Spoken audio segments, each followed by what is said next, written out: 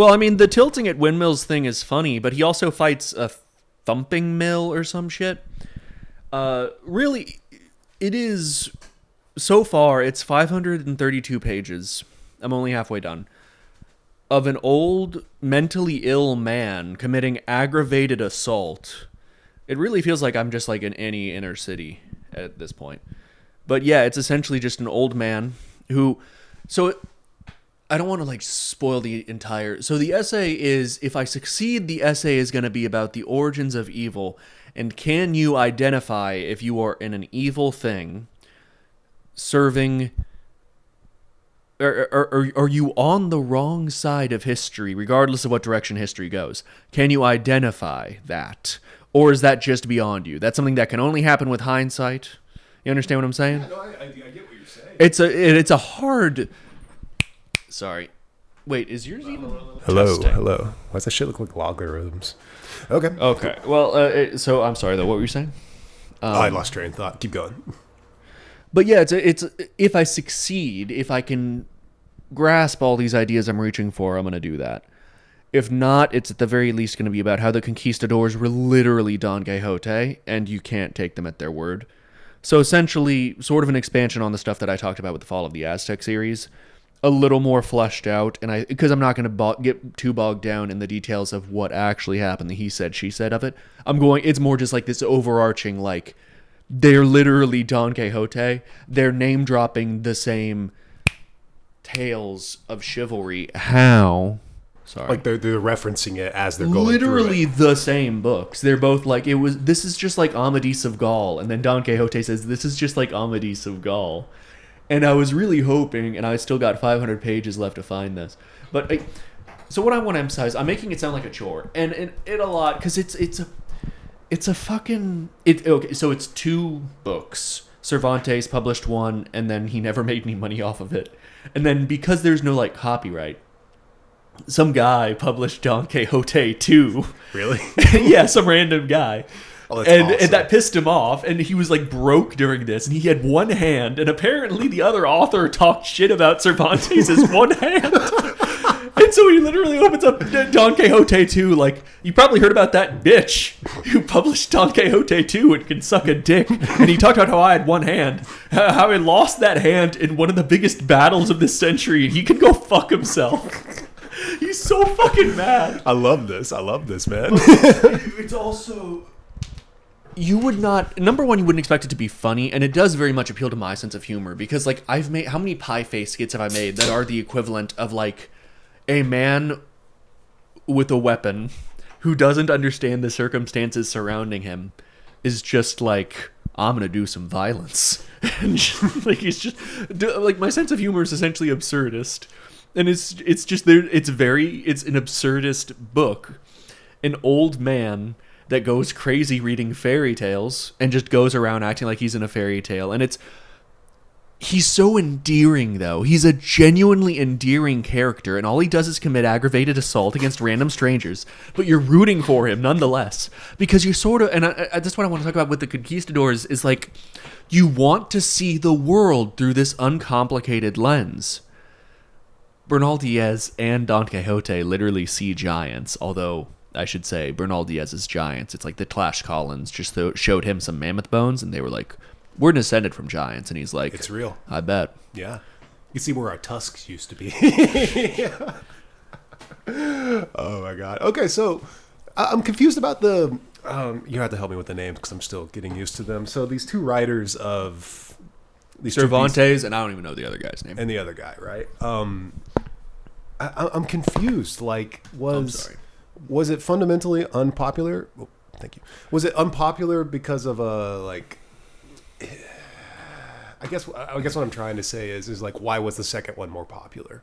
Was it just written differently? No, the second one wasn't more popular, although... Why do we call it Don Quixote, I guess is what I'm saying. It's not that the first one was unpopular, it's that there's like no such thing as copyright or whatever the fuck. I will look into this more. But my understanding is the reason that Cervantes it was monstrously popular. And of course, this is him talking about himself, and I still have to read a little more about the context surrounding it. But like, there's a reason that a guy published a Don Quixote 2 ripoff. Like, it was a super, super popular book. It was a very novel concept. It's, I don't want to say ahead of its time because it was so popular. And like, it's, how many Spanish literature characters do you know? But like, this is one that is referenced all the time still. Like, there was a probe called Don Quixote and a Sancho one. I forget why. Because, like, the goal of it was to blow up a comet by just flying into it or some shit. But it's like, Don Quixote is still shorthand for, I'm just going to go, I'm going to full send this one. And we're just going to see how it goes. It's still shorthand for being a romantic and sort of an idiot, but in a very admirable way. Have you ever seen, like, a homeless guy LARPing? Sorry? You ever seen, like, a group of homeless people LARPing? He's not homeless. He's minor No, I know, but that's what I'm saying. That is the vibe. It kind of feels like that, though. Like the confidence of like these meth heads hitting each other with plastic swords in a park. It's the same level of confidence, and I love that. Like, and he's got Sancho is so endearing too. But I'm sorry that it. So once again, it's not ahead of its time. It was very, very popular and enduringly popular, clearly, but it feels downright postmodern at parts. The entire thing is one big fourth wall break. It's an entire book about our relationship to books and where that relationship becomes a problem and sort of how we cannot depend upon writers as the arbiters of morality. Mm-hmm. To be clear, a lot of that is steeped in morality comes from the Bible. It's interesting. So that is obviously very... But part 2 opens... well, it's the way you say arbiter that's interesting to me because, like, I mean, like, I think Spanish, I think Inquisition, I think Aragon and all that. Like, that's what I think of, right? It's just... Yeah. It's interesting to hear that in the context of the... Hey, here Wolf and I talk about the Spanish Inquisition, and I didn't know enough at the time. Like, it's basically, he gets into, like, did the Inquisition have a problem with Don Quixote? And the answer is no. It's... Don Quixote was criticizing and subverting stuff that the church already did not like, albeit not in a super hardcore way. But these books of chivalry were generally like the pulp fiction of their day. They were considered trashy, indulgent. There were some members of the church who did openly criticize them, but they're not heretical or anything. They all took place after the Passion of our Lord.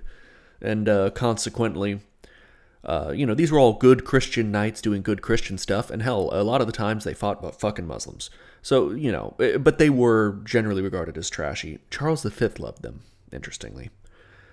But yeah, no, what Don Quixote is attacking is fundamentally something the church already did not like. So the Inquisition would have had no problem with Don Quixote. And beyond that, the Inquisition didn't really target fiction. That was more the legal realm of the crown, and the crown certainly had no reason to take issue with Don Quixote either. I don't know how much of this is pearl clutching. Cervantes does a lot of pearl clutching, and you're not sure if he's fucking with you. If you're interested in reading a 400-year-old book, and I guess what I'm liking about this fiction is that it gives me the same experience of reading a history book.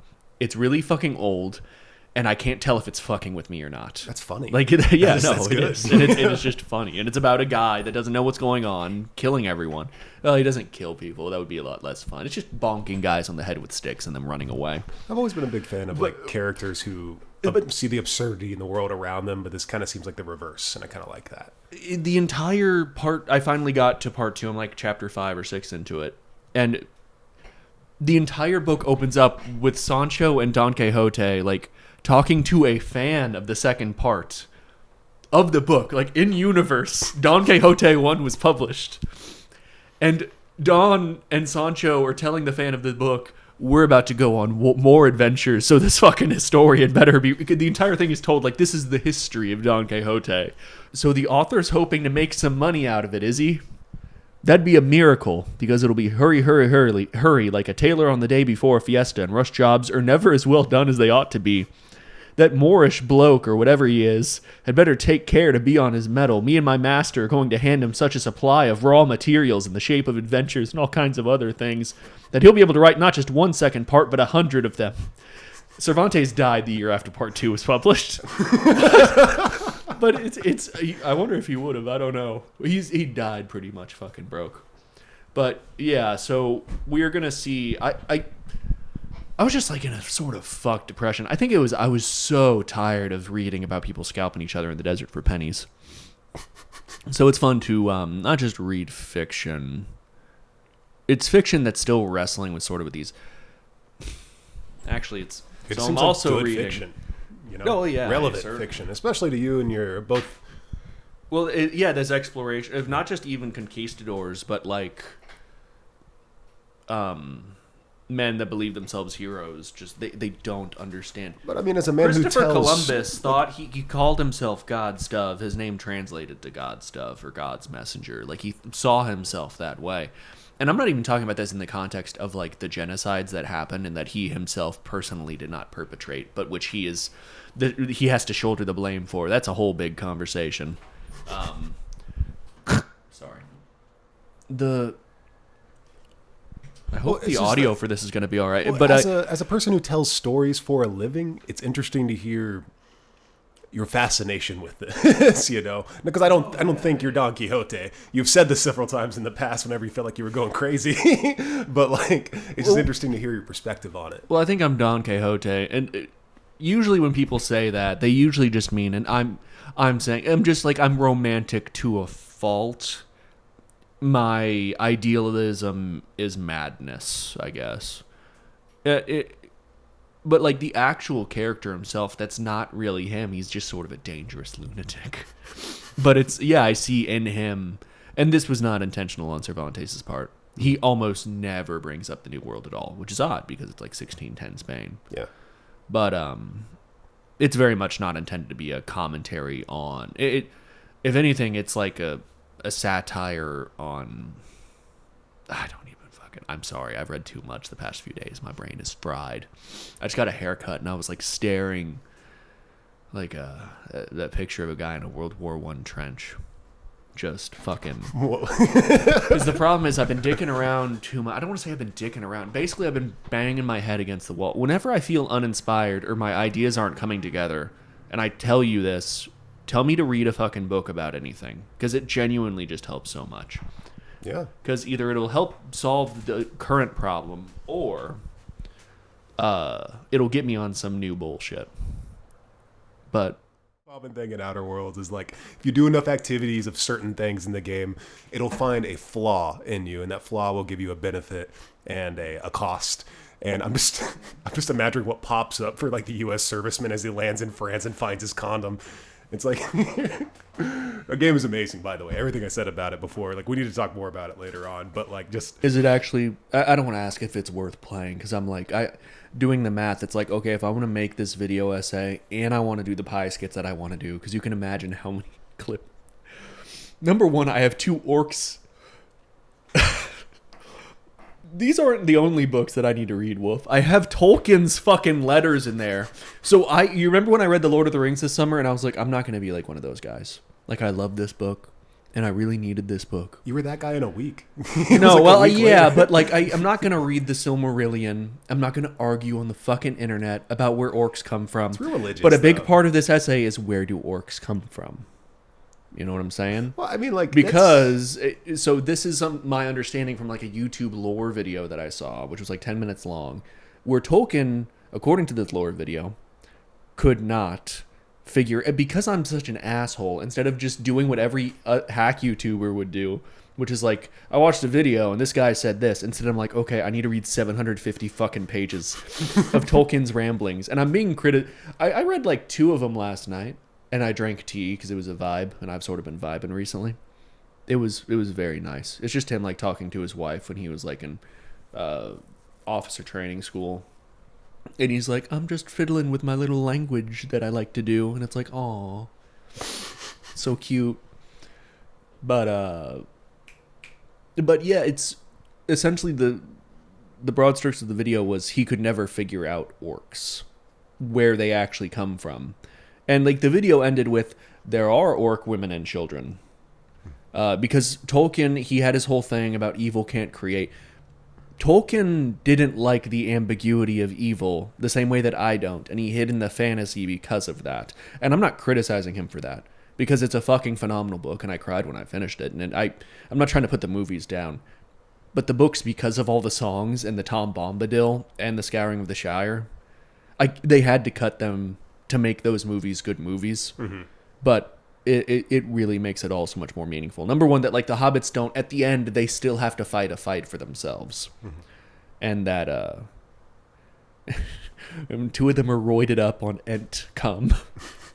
I don't know if you remember that. Yeah, I do remember that. Merry and Pippin are like fucking yoked at the end. Green waterfalls of ink come from the mountainside. The Ents are like, drink this fucking TRT and get fucking yoked. And they're like, hell yeah, we'll do that. So they roll up to the Shire. They're hard as fuck. We're going to fucking stomp some, not even orcs. It's like the Hobbit Gestapo that formed. It doesn't matter. Tell me it's not the cutest Gestapo there ever was. Oh, it's just precious. It's adorable. Let me tell you, when the hobbits put a little black bag on you, they're just like kicking your shins. And, they try to waterboard you, but all they have is beer. It's delicious. Oh, exactly. It's just precious. The whole ordeal. Let's make the Shire great again, man. Let's go. But it's a wonderful fucking book. But every writer, like, they're trying to all art is propaganda, Wolf. And he's trying to understand the world he's in. He's trying to cope with it. It was actually, I'm sorry, I got to say real fast, but it was the third essay in this, and I was reading it, and I was like, he was talking about the apoliticalness of, like, English writers in the 10s or 20s. No, it was the 20s. It might have been the 10. I don't fucking know. It's details. But he was talking about that, and I was like reading that, and I was like, oh, I got such a good burn. Because like I said, he's smarter than me, and he's not nice about it. And I was like, ooh, I got a good burn. It's that George Orwell thinks art has to be useful. What a fucking asshole. Because I inherently don't like the sentence, even if I have a hard time like disagreeing with it or dismantling it. All art is propaganda. But so that, like, I was going to say that. And then literally 2 sentences later, he was like, obviously, these are more than just political statements. Mm-hmm. They're novels, and they're some of my favorite novels ever written. And I'm like, go fuck yourself, George Orwell. You son of a bitch. I mean, it's funny. I mean... No, he's right. And it's also right to criticize, you know, if it's one thing if, like, a single writer wants to write about orcs in his little elf language. It's another thing if all writers exclusively writing about orcs in their little elf language. You know what I'm saying? Mm-hmm. Like, that's not a healthy culture, I guess. It's not a healthy discourse. Well, it's an interesting thing to think about, right? Because, like, I don't really see a world where everyone's doing it, but I've just been thinking more and more about the idea of... You talked about the idea of knowing whether something is evil in the beginning of the pod, right? You talked about knowing whether something is evil and whether you're in it or not, right? I'm sorry to bring it back. How do you know if you're actually Frodo bringing the ring to Mount Doom, or if you're Don Quixote and you're being a fucking lunatic with fairy tales in your goddamn head? And I'm sorry to wrap back to it, but just because I played like 24 hours of it the past 3 days. No, it's fine. I'm just talking about the shit that I've been doing the past 3 days. It just reminds me of Outer Worlds, just because before, in the beginning, it was more like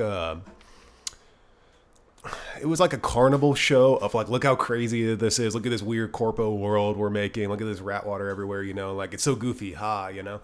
But in the second one, they actually decide to delve a little deeper into those themes. And I kind of like how they work it out, right? You really get to choose your kind of philosophy in this game. And I really like that. Like there's a line from one of the characters that kind of stuck with me. It honestly stuck with me in a way. It was about one of the Anti's Choice, Spacer's Choice people, whatever. He's like a middle manager thing. He basically, you offer to help him for something. You say, like, oh, I'll do it for free, you know, basically. And he's like, we don't do that. We don't like that. Commerce is our way. Exchange is our way. We don't like that, you know, because like, the backdrop of this is that guy and those people took over a religious state where there was no value for items, there was no currency, it was purely faith, caste system based, arbiters and stuff like that. Very Covenant style, and just religious overtones, you're aware. And with religious executioners and all that, they're called the Protectorate for some reason, and math is their god. But it's interesting to think about these people who have a lofty idea, like the grand plan, the equation of it all, finding that, versus a very hard, very structured, very commerce-based society. And it's interesting to observe the two in this game, right? Because you are an outside observer. That's how games work, right? At least in this particular game.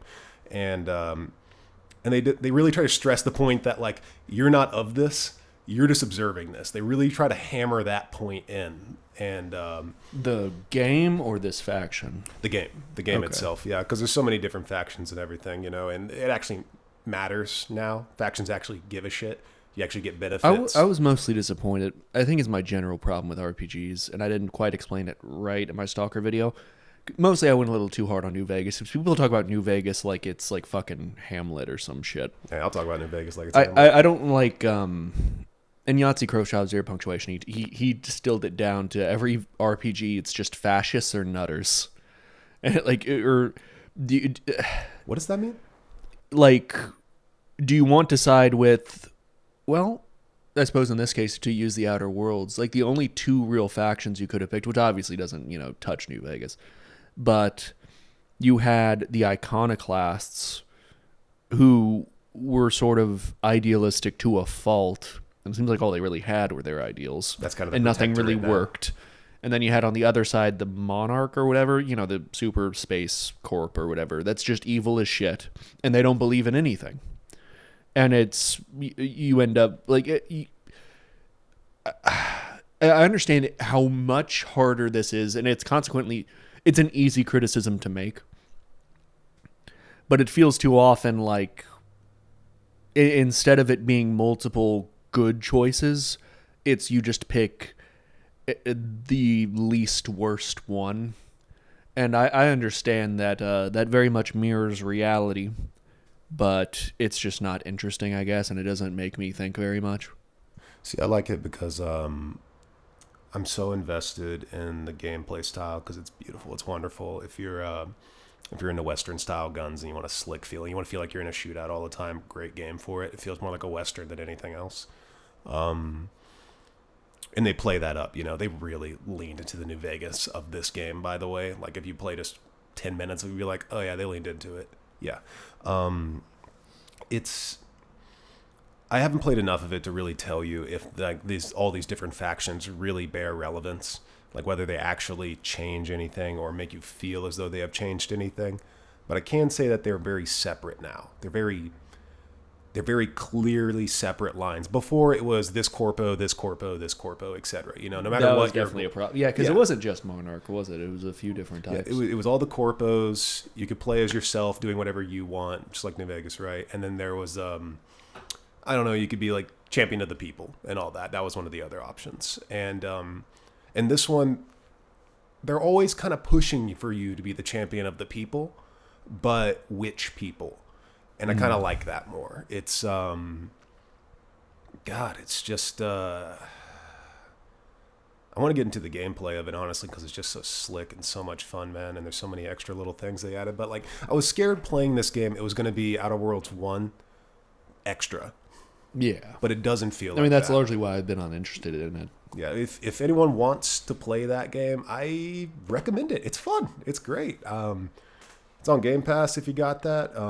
It's not that expensive. Everything's on sale and all that. I would not regret it if I purchased it again. I have it on Game Pass right now, but if I purchased it, I wouldn't feel any tinge of regret at all. I'm actually planning right now to play it again, but in a completely different playthrough, because before, kind of like New Vegas, you could really mess with the system to increase all of your skills to get every option everywhere.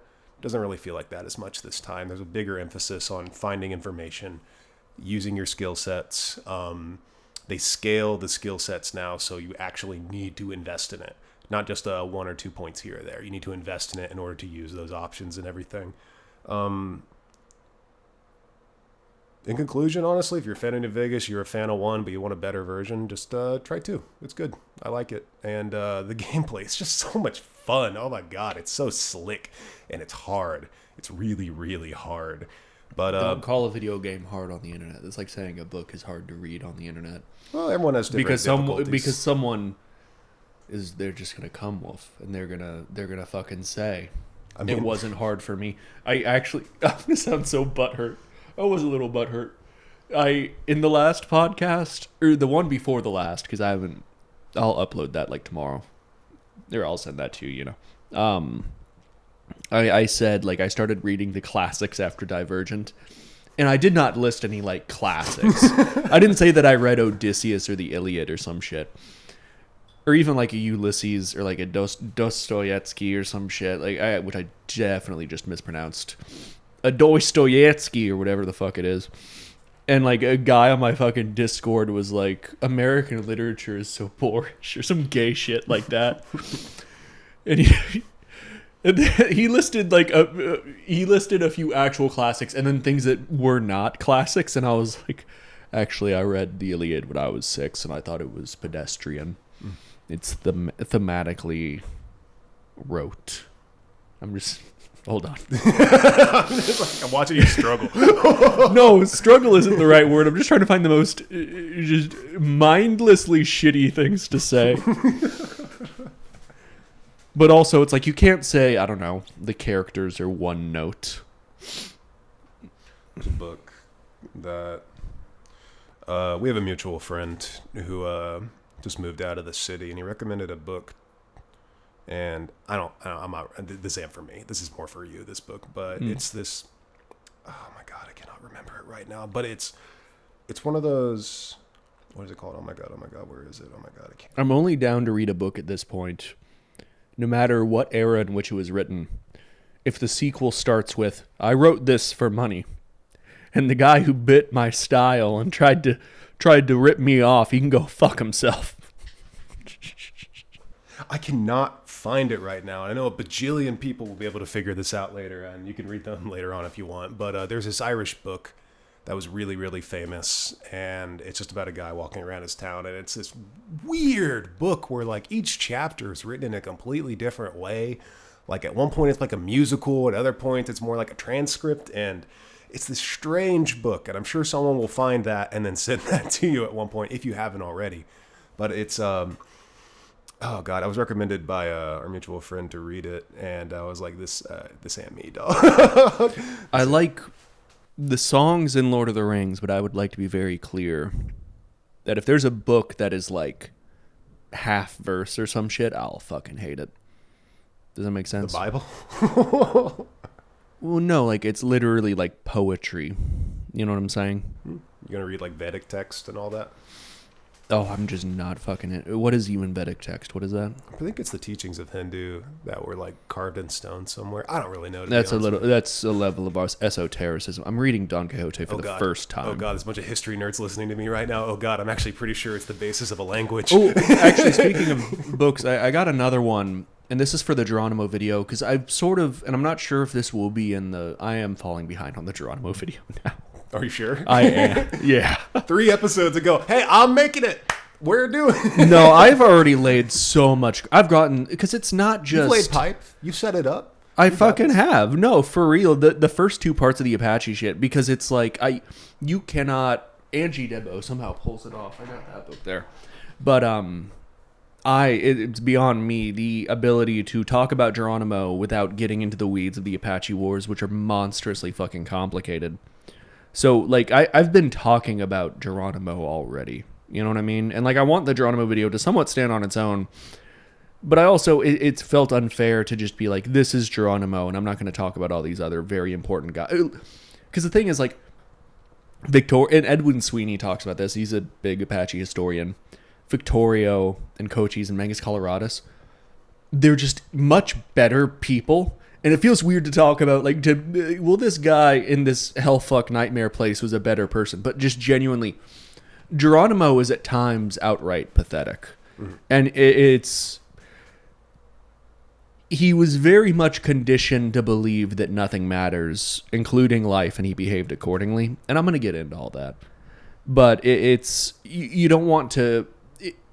No one learns about the Apache Wars in schools, and consequently, like, I am self-conscious of the fact that, like, a lot of my viewers, this is going to be their only exposure to this. Hopefully, they'll read more consequently because of me talking about this. You know, they'll explore it themselves. But you know, I don't want to misrepresent the Apache and being like they were all like this, or imply they were all like this or whatever. And I also don't just want to pay lip service and say he was a bad guy, but the rest of them were all right, because that's shitty and lazy. But I'm sorry. What I want to talk about, I got this book. It's called Who's Bigger, which is a shit title. But essentially what these two guys did in like 2008-ish, I forget what year, they made this algorithm and it scanned like Google Ngrams, which is like the Google like digitized a bunch of books, and they were like, this is how many times each figure is mentioned, and they like used Wikipedia and like surveys and shit to like pull together a list of like the top, I think it was 5,000 most famous historical figures. Some of the picks are shocking. In the top 100, number one, Columbus is 20, and there's not a single Native American. And I'm not accusing them of doing a racism or whatever, because that's intellectually lazy. Racism is so rich and varied.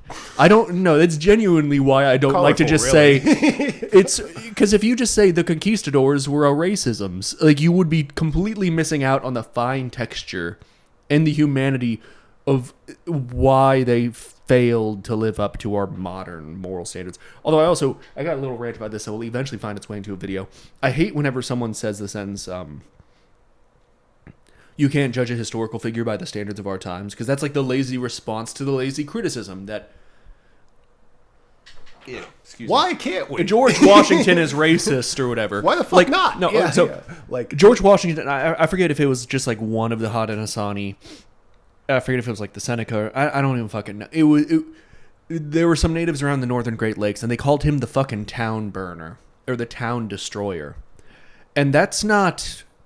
ahistorical to talk about that. That is, you were being comprehensive if you were writing a biography of George Washington to talk about that, because it's the Haudenosaunee. Fuck it, who was it? I'm sorry. There was actually a Wikipedia page. I learned about this in class, but then I looked into it a little more. Hold on. Town burner. I just want to town destroyer. And apparently his dad was called that too. Yeah, it's Seneca. It was a nickname given to George Washington by Iroquois, yeah, the Haudenosaunee, in 1753. The name in its original languages has been...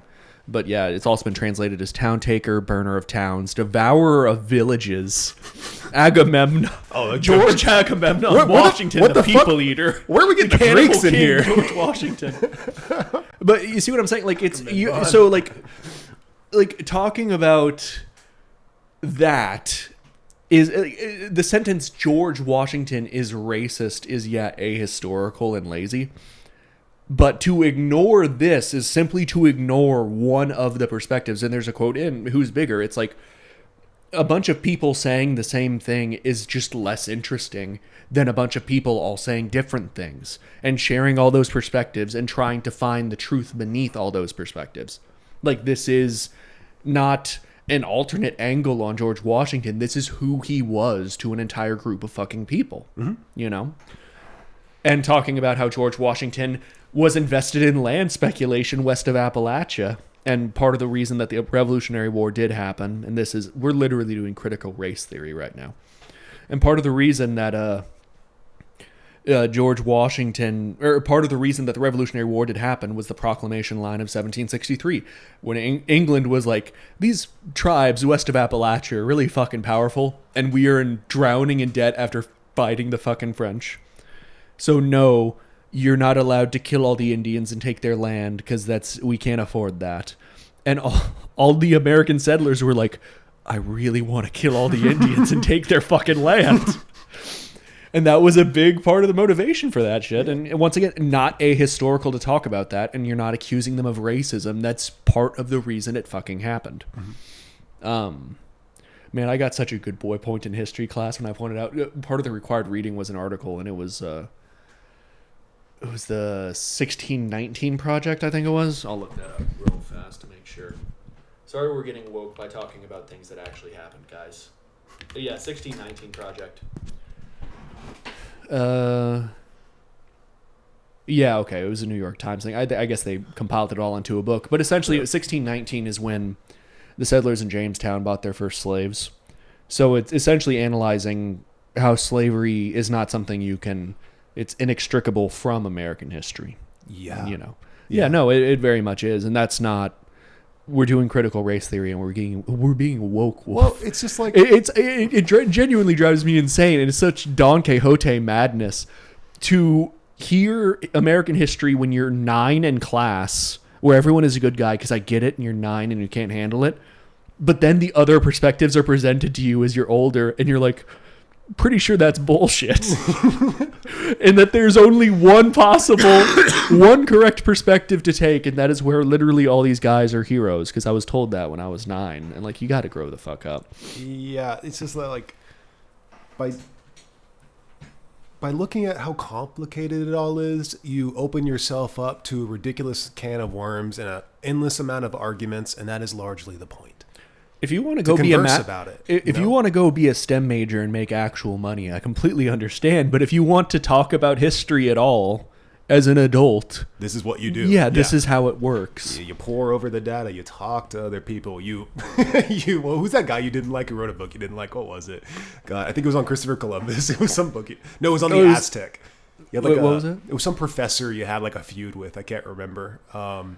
Matthew. Oh, I don't have a problem with Matthew Restall. I like Matthew Restall. But, okay. What about him? I just remember one time you were just so mad about something that he said, and you talked about it for like a week straight. I think it was like a single line. Well, he did exactly like. So I sort of played it up in the video how much I fell for Bernal Diaz. And to be clear, without Matthew Restall's book, specifically When Montezuma Met Cortez, I would have been just like lost. Because it's like, I don't know how to make heads or tails of this. But like Diaz, and now I feel like it sounds like people are going to think I'm giving myself too much credit. But you can read his true history of the conquest of New Spain.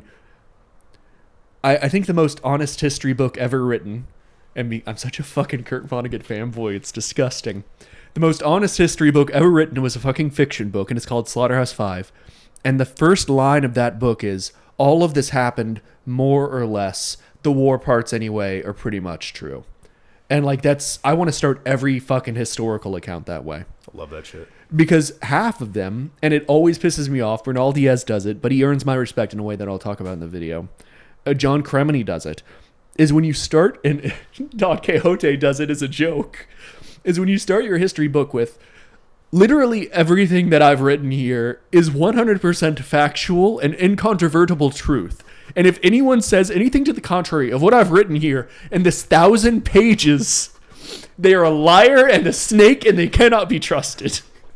You need to start with that. Yeah, that's good. I like that. No, it's literally laughable. No, it's amazing. Fucking absurd. Oh yeah, it's absurd. That's what makes it so amazing. Anyone that has ever disagreed with me is a liar and a snake and he can't be trusted. It's fucking...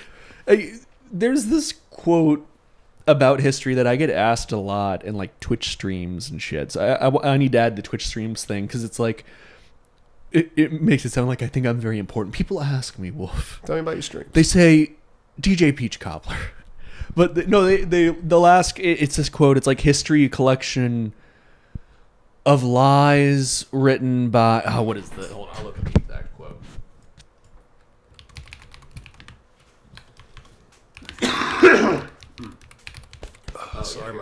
Sorry, my throat's fucked up.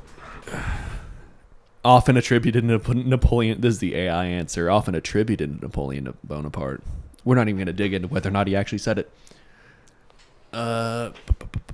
Let's not. Okay, here's Goodreads. No, that's not the whole quote. Shit. Where's the... What's up, gamers? I dig, and I cannot find the whole quote. And we're just going to cut out all this for time. But history is a set of lies agreed upon. I would say history is a collection of half-truths written by people who think that they're fighting orcs. You know? That's a pretty interesting and to be clear, like, it's the Apache weren't fucking orcs and they were a people. They are a people, excuse me, with culture and their own honest grievances and, you know...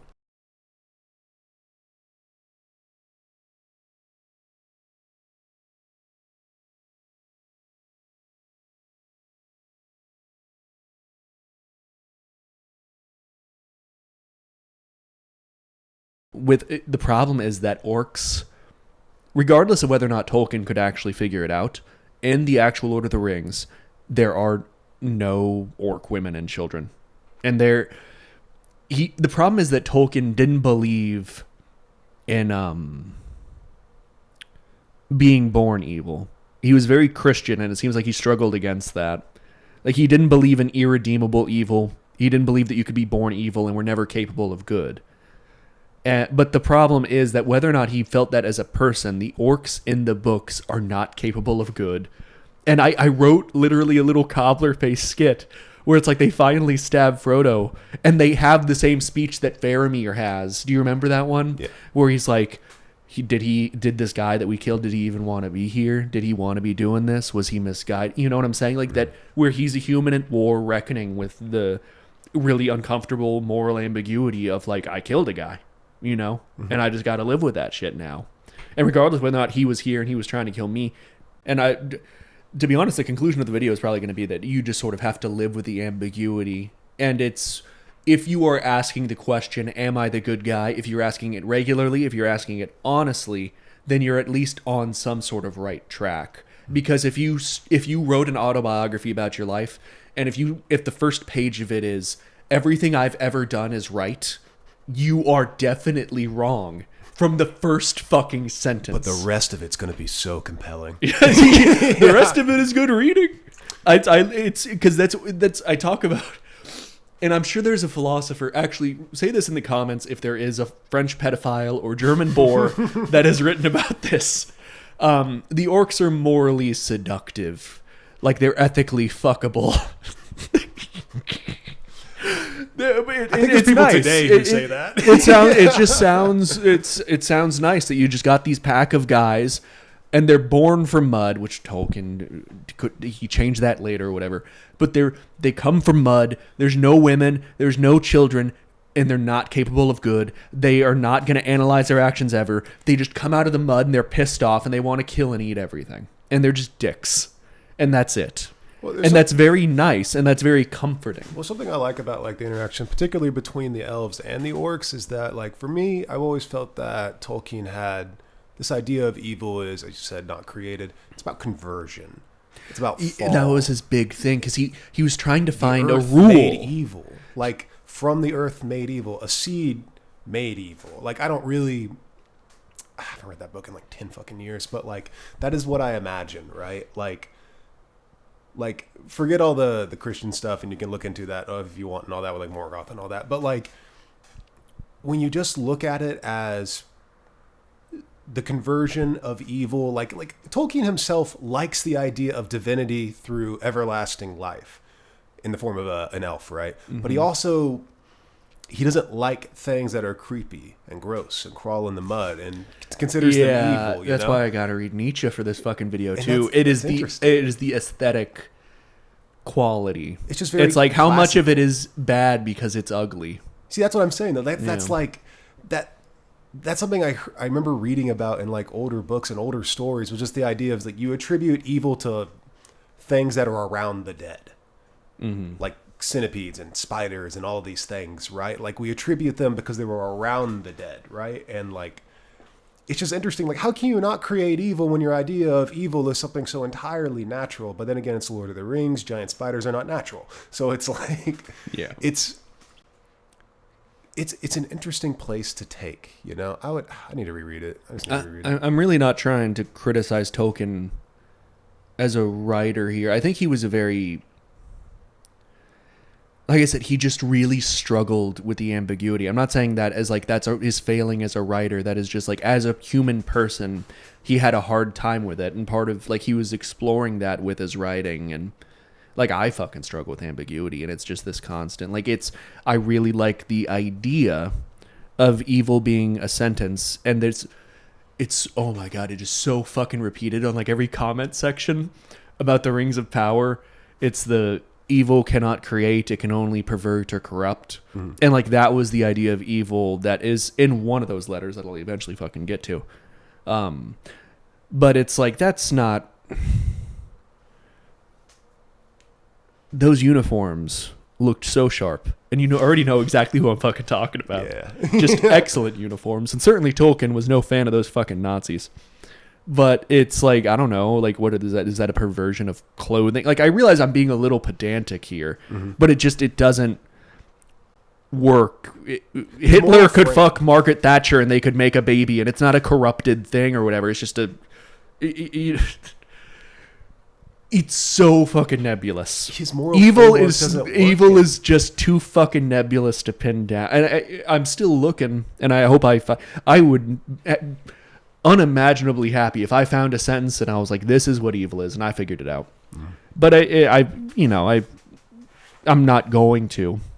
It's just you need to be having a constant conversation about your actions, the actions of your society, and it needs to also go deeper than, as you're mentioning, like just aesthetics. You certainly can never fall into that very seductive, and this isn't a particularly deep thing, and it's all just Vonnegut fanboy, but like even Vonnegut, it's the bombing of Dresden is such a fucking, every time that I think I'm getting close, I think about the bombing of Dresden. I have a question for you, and it involves a conversation I had 3 years ago about evil. I asked my friend if he believed in true evil, because we were just bored. You were smoking marijuana. We were smoking marijuana, on a porch, asking about evil and good and all that. Yeah, no, it's all right. And I guess I have two questions for you. Does evil need intention to exist? Because for my friend, I asked him, and he said, like, yeah, totally. Yeah, it totally exists. Because, photojournalist, he hears the most awful, horrible things all the time, right? And he brought up a story of apparently like a mentally deranged mother who like stabbed one of her babies and then drowned the other, and then was like going up the street covered in blood, looking for more people to attack for whatever reason, because she thought that they attacked their kids or something like that. That's what he considered to be evil, and I personally wouldn't, just because like that's one of those things for me. Sorry, continue. But that's where I'm curious, right? Like when you're mentally fractured like that, and that you're so distant from reality. Is evil intentional at that point? I would say it's non-intentional. Yes, she intended to stab her child with a knife, but was she intending to be evil? Was this like we attribute evil to malice and intention often, but for him it wasn't. And I find that so confusing. She literally didn't have a grasp on reality. Yeah. And also, is he saying her action, like obviously stabbing your fucking children is evil, like, but is he saying that she as a person is evil? He didn't say. He just said the whole thing was evil. That is true evil to him. No. And I think we can attribute it to her probably, but based on how he would respond. But we have to call and ask. So like, if evil has intention, for me, it's like part of the reason we like orcs and we like the villain, like the mustache twirling villain, like the sadist who literally they derive pleasure exclusively from the infliction of pain, is like. Most people don't see themselves in that, and consequently it's very comfortable, you're never gonna have to worry about being that guy, because it's just like you're a fucking CPA and you're 50 and you've never liked hurting people, so you're probably never going to. There's no nukes outside. We don't have to raid But yet. most evil is more like you're the CPA for the fucking Nazis. Someone's got to be doing the number crunching, making sure it all adds up to 6 million. So it can be both things. Oh, we're gonna get a comment or two about that. but no, it's like the conquistadors, to be clear, are not the Platonic ideal of evil, and that's why I keep going back to them, and also because like I just like them. They're just neat. I don't think this woman is the Platonic but like idea. that's what I mean. Is like fundamentally these guys were investors looking for a return on their profit, and they constructed theological, moral, and political arguments around that. But it's fundamentally, if you're doing the right thing, you're probably not getting rich off the right thing. You probably just wanted to get rich, and you needed to assuage your conscience. I don't know if that's how you pronounce that. Assuage. Smooth it out. You know the word I'm trying to use. You're trying to make the bad feelings go away, and you want to feel good about what you did. But like I constantly return to that bit in Bernal Diaz's. It's the truest part of his true history of the conquest of New Spain, where he talked about at his encomienda in Guatemala, and he didn't just like help conquer the Aztec. He campaigned against the Northern Maya. He was on the Cordoba expedition. Like he had seen a lot of shit. And he went on these haunted fucking night walks. And it's a little too much to say he had PTSD, but I think you can read between the lines of a lot of his accounts, despite all his moral blustering. And he was very, even if he didn't feel conflicted about what happened, and I think that he feels a lot more conflicted about it than he lets on, he definitely felt haunted by just the constant bloodshed, you know? And I think it's coming by that, honestly. Like, I'm going to talk about you fucking animals. You can tell when I'm talking to the audience and not you. When I can't, because you say you fucking animals. You fucking animals. I'm talking about Blood Meridian. Here's that Blood Meridian fucking video you've been looking for. Because I already read, and I talked to you about this a lot, Samuel Chamberlain, the account that Blood Meridian is based on. And we're going to see, obviously people are always talking it up, and I know Cormac McCarthy is very highly regarded. That is such a deeply affecting book. I think particularly for me, because Samuel Chamberlain name drops Don Quixote, and I'm like, is he fucking with me? The entire first 50 pages is just him going out west. He paints his uncle, who he stays with for some time, as this true villain, right? And he's doing the historical account thing.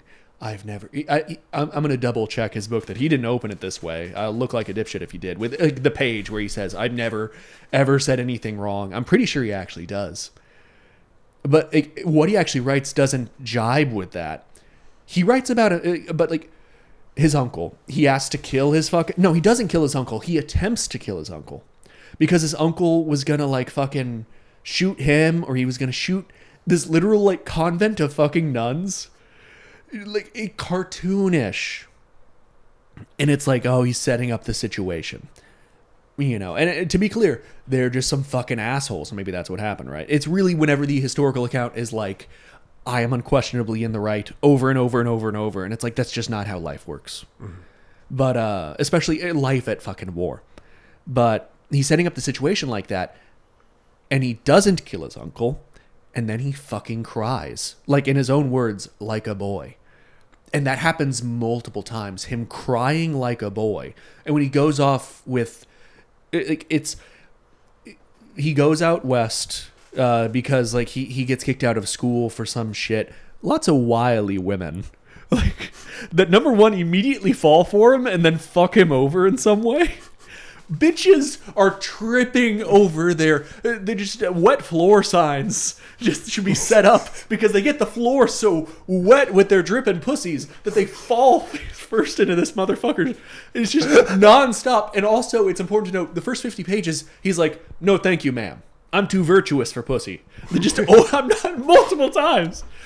And it's and then when he name drops Don Quixote, I was like, okay. I know what he's fucking with me. Yeah, he's fucking with me. Yeah. But then the Blood Meridian is, I don't know if you know, it's this guy's time with the Glanton gang, who were as fucked up as you could possibly imagine. Not only were they scalp hunters in the pre-Wild West, who would cash in scalps for these Apache scalp bounties I was talking about. Mm-hmm. They didn't even kill Apache for this. They would just kill any Indians or Mexicans they fucking found. They did not fucking care. Just absolute monsters. And so I'm reading this, and it's this... The tension is building, and I know what he's going to. And literally, I talked about this one on a stream. When... he ends up in legal trouble, which of course he was totally in the right about, or whatever. He's Don Quixote. Every fucking windmill's a giant. And it was I forget, it was a Tom something. But it's in the military prison with him is one of the members of the Glanton gang. And he's I got nowhere to go. Can I go with you? He's you don't want to do that shit. We're ghouls, so we're going to go do ghoul nightmare shit in the desert. You don't want to be in on this shit, kid. And he's I got nowhere to go. And he's all right, fine. He's just writhing in flames. It got spikes all over. And it's yeah, you don't want to come with us, man. me and Satan himself are fucking pen pals, homie. You don't want to be doing this. But when that guy gets let out of prison that day, and that night, Chamberlain plans to escape. And he looks back, this old dirty scalp hunter, and he's looking at this kid, and he fucking cries himself. That's I don't know if Samuel Chamberlain... Oh, okay, we're getting there. I'm sorry. But it's... There's this bit where Samuel... he kills an Apache. And at this point in my historical readings, I had read about hundreds of guys shooting an Apache, not thinking twice about it. A fucking varmint, whatever, bang, and that's it. And Samuel shoots this fucking Apache, who was, to be clear, charging at him with murderous intent, which he should have been because he was joining a scalp hunting gang. And he shoots this Apache, and he's instantly like, did I do the right thing? I was on his land, and I just shot this guy, and I don't know if this was the right thing. And at this point, Samuel had killed multiple... There's a real gendered dimension to Samuel's racism. Okay. Every Mexican man, I might have to blurt this out because I guess it's a very antiquated slur, is a greaser. They're a dirty, mustache-twirling varmint who spends all of his free time robbing people and women. Excuse me, ravishing women. That's very much the sort of language that he used.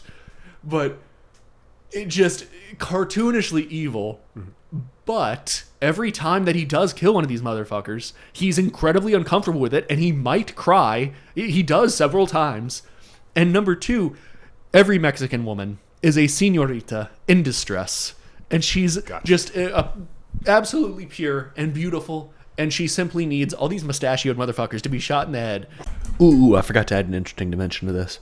So, you know how earlier I mentioned that Samuel would be like, no thank you, ma'am, no pussy for me, I'm too good of a guy to have pussy. The reason Samuel turns down all that pussy is he's concerned about their virtue, right? Whenever he gets to the Mexican-American War, he's not concerned about their virtue. So that Samuel could either, after much convincing, have sex with them, or he just straight up doesn't fall for it. He's like, no, thank you, ma'am. And like, there's this one bit where he marries a girl, and like, he talks a lot about how young she is, and I get this is a certain time, but he talks about it a lot, and it's sort of uncomfortable. Yeah. He almost dropped some fucking Humphrey fucking shit. Was that his name? Hubert shit. I couldn't even finish Lolita. I sound like such a bitch. I was like 50 pages in, and I was like, this is so uncomfortable. Where was I going with this? Sorry. Samuel Chamberlain was he either lived the most narratively compelling life you could imagine, and he was actually, I get why all the women be fucking him if he was actually like this. He's so gallant, woof. And he's so idealistic. He is like Don Quixote. But he also, there's a photo of him, and he wasn't very good looking. But also the photo was after much alcoholism and further war, because he stopped writing this book, and it was unpublished when he died. So that's part of the thing. I'm like, was he the most talented writer ever? Because this is an incredible fucking book. And it's just, if it was all invention, he's not just a bullshitter. He's an incredibly talented writer. But it went unpublished, and he was like, oh, the Civil War's happening. I have to go kill some fucking gray coat scum. And he just went and he did that. And to be clear, this is an important thing, unlike John Cremony. Because, of course, Samuel Chamberlain is like, I was so good at killing, but I didn't kill anyone that didn't deserve it, that whole thing. And like, that's the John Cremony thing. But John Cremony died a fucking loser. And, like, there's nothing wrong with dying a loser. But if you die a loser that, like, killed a bunch of fucking people, then it's like, what was that even for, you fucking loser? Where's your pile of but schools? my point is that, like, Samuel Chamberlain, he died a very accomplished, respected member of his community with, like, and he was, like, a decorated Civil War and Mexican-American War veteran, you know? So, like, if he was a bullshitter, he actually managed to convince the living people around him, which Cremony did not manage. Man, I'm sorry that I've been going off this fucking podcast. No, you're fine. No. I'm curious. Was he buried at Arlington? That is a good question, actually. Also, do you know how Arlington started? I do not. How did it start? It was, I believe, Davis Jefferson's house and property. And there was Jefferson Davis? Jefferson Davis, there. He is the featured Wikipedia article today, Wolf. I want to do like an alarm. I'm sorry. No, it's a funny coincidence. It's fucking air horns and shit. Apparently that was like his property or something like that. And there was just so many people needing to be buried. They just started burying shit on his property, and that became Arlington. Just a big fuck you, you know? That actually is a really solid fuck you. But yeah, he wasn't I wish I could see a photo of him young, because it could have been the ravages of alcoholism or some shit. I don't know. And he wasn't like... He said he was like 6'2". Bro, it looks like he has like those like giant Branos splits right down the middle of his head. This is 20 years after his supposed heartthrob era. And even when he describes himself, he's like, I was corded with muscle and I was so tall and I look so good in my uniform. And he's like and he even makes the classic joke, right? He's like, and I was so humble. Like and it's like, so fucking humble. Is he fucking with me? And I'm going to have to like go through, I'm not going to read the whole thing from start to finish again. Because unfortunately, I would say like there's a solid 50 pages. And this is why I'm like, surely he wouldn't have included this if he was such a talented writer and it was all just invention, right? The Mexican-American War shit is not super compelling. It's, I don't know, pretty just standard, like, this was my life at war shit. I don't know. But, You know, I know I'd mentioned it before, but I feel like you would love to hear some excerpts from, like, soldiers, or probably not generals, but, like, from, like, soldiers and whatnot who've spent a period of their life in, like, the Zulu-Boer War. I do not want to read more shit about that at the moment. I understand. Things in that vein. I think, honestly, I got to add a lot of shit to my reading list. That's always the problem. If you're reading a good book, it will inspire you most likely to read other books, unless it's something that's just, like, totally dunking on the literature of its time, like Don Quixote. Yeah. Like, all art is propaganda. It's like... God, he's so fucking... This might illustrate... This isn't even like a matter of my political opinions. It's a matter of just like being so... George Orwell was not an ideologue, and that's what I actually take issue with. It's not having political opinions, especially if it's like... He was like mostly doing his writing during World War II. How could he not be? Like, what are you just going to be like, I don't want to take sides in this one, fellas. Like, I'll not want to like talk about... whether or not mansplaining is a thing, and people will take that like, so you're for Nazis then? It's like, no, you're just tedious and annoying. Mm-hmm. Let me explain to you in no uncertain terms. Mansplaining is fake, and they made that shit. It doesn't matter. I will admit, I do hate it whenever I've been accused of it before. Like I remember one time, like, oh my God, I've been a manager before, and I had to train people in different positions. Yeah, you know exactly where I'm fucking going. How dare you tell me how this specific... I had to teach someone how to take apart a laptop and put it back together, right? And then fix a certain parts in it, right? Lots and lots of explanations and little subtle things and here and there and all that. And I've gotten accused of mansplaining so many fucking times. Just like, no, I can do it. It's like, if you touch that, you will break this entire thing. It's like, I'm not touching it. Your arm is resting on it right now. Like, yeah, this $2,500 machine in front of you. Being quiet and following directions is just sort of a part of life, and not a fun part of life. And my personality's on full display. I don't like doing that shit. Yeah, no one fucking does. I don't like being told what to do. It's not inherently sexism. It's just sort of a big part of how society works. Yeah, it's just shutting the fuck up and doing what the guy is telling you to do. Yeah, I'm not going to explain to this. Like he says, turn on the shower and ignore the screams, and brother, I fucking do it. Well, that's kind of what I had to do, right? Oh God. God, one day I want to share with some of your viewers. I want to share them one article from that place I used to work, man. Just that one article, it's delicious. It's delicious. What is? Oh, you can't talk about it here? Oh no, I can. It's just. No, I'm curious. I mean, if you. Well, it's just that I think I've mentioned it on the pod. I don't want to talk about it too much more, but like this place, CSAT Solutions, I worked for, was such a sweatshop. Doesn't matter, but like in that environment, though, sitting down and shutting up and doing what you're told was the only way to retain your position.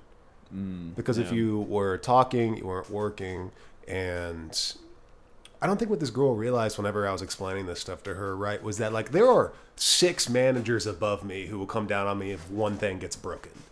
Like that's how this system works here. Like, so get it together. Well, if you're really making me feel confident in my pursuing of a history degree, because let me tell you, this bitch has liberal arts written all over her ass. No, man. CSAT, no one had a degree in CSAT. No. That's why that's just fucking useless. If you're going to be like this, at least have a liberal arts degree. You just fucking scrolling reels, and you saw a reel about mansplaining, and now you're going to be a dick about it. You got to fucking, I don't know. Who's a feminist writer? I'm such a fucking asshole. I should probably try reading one. I still think you should take a gender studies class. Honestly, I want to stay in the college. I don't think it can. Because it's not about arguments. It's. I feel like I'm overstating my sexism on the fucking podcast. Like I fucking did I cry reading Jesus Christ, I can't believe I'm blanking. I've been all I've got in my head right now is this fucking Hidalgo bonking random strangers on the head with a halberd. He's so goofy. I know why the caged bird sings. That is, I credited that sentence to. I was literally going off about some of this shit when you were like, "Have you read that?" And I was like, "No, I haven't." And you were like, "You should read that." And I was like, "You're right." That's probably the best way to get me to shut up. Have you read every possible book you can about this subject? Yeah, then shut the fuck up. Exactly. Because frankly, that's the biggest problem with the fucking internet is people that don't know what they're fucking talking about, talking to other people who don't know enough to detect someone that doesn't know what they're fucking talking about. Okay, that actually that So to be very clear, every time I talk about this sexism shit, I'm literally just being butthurt, and it's not about getting pussy. Or not getting pussy. It's about having pussy thrust upon me at a very young age, which is the most diplomatic way you can possibly voice getting molested by women. Jesus, you should be a CEO with some verbiage like that. So it's been a bad quarter. I don't want... Seen a lot of returns on psychic trauma. It's been a bad quarter. Some employees, gravity acted upon them from the roof of some of our factories. Nature took its course, and we've had to hire a new guy to scrape all the workers that killed themselves off the pavement, and that's just Foxconn, and that's how it happens, and that's just a pavilion, like a big net to catch them, so that way they can't get insurance claims. Man, I'm sure those. I want to say I'm sure they don't have those anymore, but I have no reason to think that. Some places do. It's saying this like it's like 1890 when they had them or some shit. Like yeah, obviously. There's still a few in Japan. I think in Japan specifically, really. The world's worst working culture. Yeah, I believe they have anti-suicide nets outside of buildings. I've only read the barest essentials about harikari or whatever. I don't know why I tried to say that with a fucking accent. It's because I've been reading too many Spanish words, and I am learning Spanish, so I try. Well, I don't know Japanese. I know that this is not going to be a popular thing to hear, but like, for me personally, the way that I like to learn about a country is through how its economic systems have worked, because that is the way we value everything on Earth, based off of the idea of value in itself. And as a marketer, obviously, I'm gonna, put that on a pedestal, because that's how I view the world. Man, that really illustrates the two different types of assholes we are. Yeah. Because I would say the way to do that is to find their most popular story and read it or watch it or whatever the fuck. I don't even know for Japan what that would be. For me, it'd be supply chains. What is their fucking Hamlet, their Don Quixote, their I don't even know what is the American equivalent of that. I don't know, fucking Mark Twain and shit. I want to say volume 2 of Bleach maybe. And I'm just kidding. I want to be the very best. It's not even the same thing. I know. I'm being a dick. Japan's greatest cultural achievement is all 84 seasons of Pokemon. Nah. Okay, but it's wild how I'll talk so much shit about anime, but I love that cartoon so much, and that song will still get me fucking hype. Back when I used to just drink and reminisce all the time, I would just fucking put on that song sometimes to be like, yeah. It's a banger. Yeah, I still put on like old TV show themes every now and then just to hear them. What is it? "Suicide is Painless" is my favorite theme for anything ever, and that's from MASH. I put on. I think I know. It's sort of like a flute thing. Yeah, it's like a flute guitar thing. It's real sad, real slow. It's MASH. MASH is the one sitcom, old sitcom, that I've actually entertained going through and watching. You should recommend if you're gonna watch the movies. I've exclusively heard things that I like. Yeah, it's good. It's I don't know how else to explain. It's an old hokey TV show, and it's still like a 3-camera setup. It is an old school TV show, but well, that's the thing is I've never really heard it or the jokes hokey, because it sounds like it's got that sort of balance of more somber shit, and just I don't want to say more somber, because I think my favorite sitcom is, honestly, I rewatched it recently. It might actually be 30 Rock, because the jokes are just so fucking clean, they're still man. Really funny.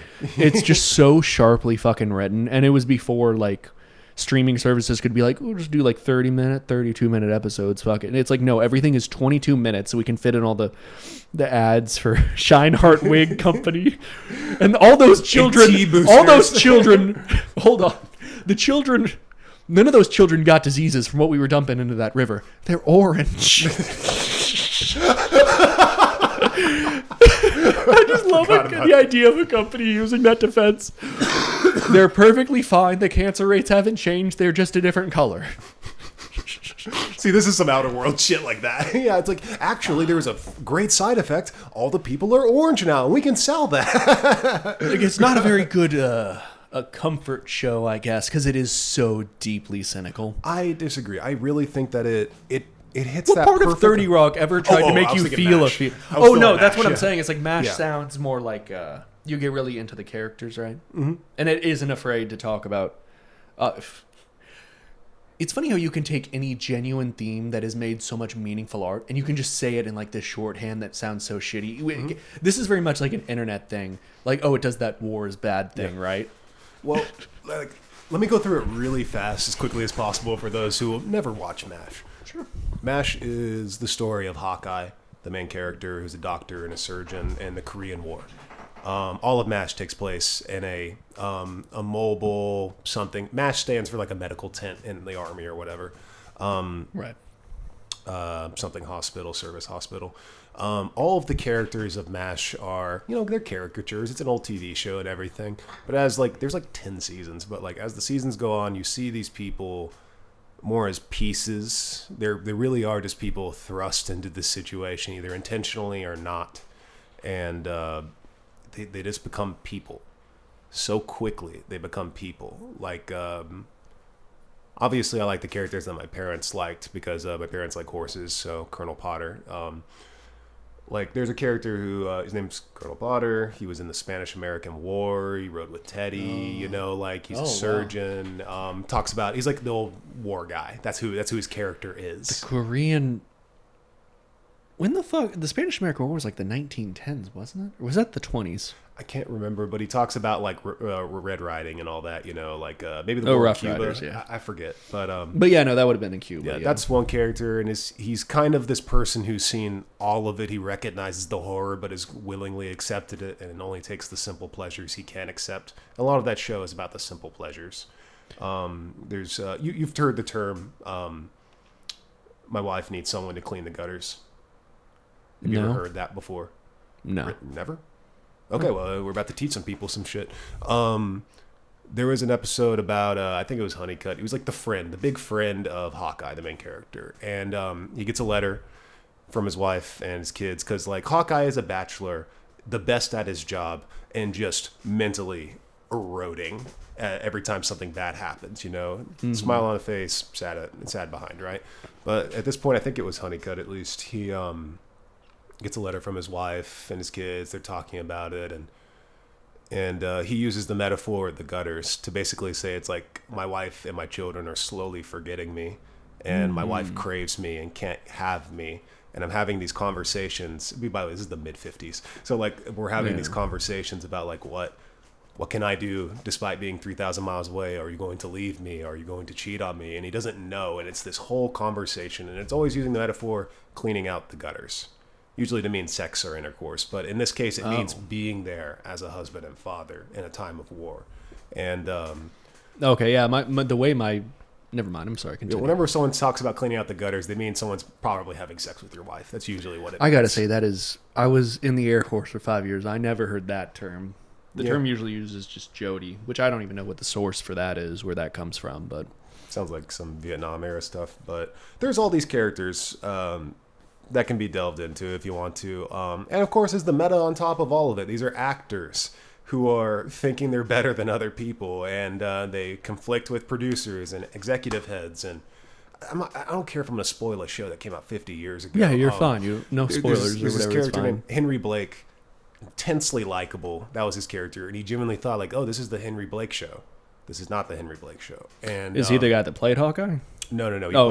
He he played the Colonel. Yeah, he played the Colonel and everything. Hawkeye was played by. Oh my God! I read his autobiography. I can't remember it right now. Alan Alda.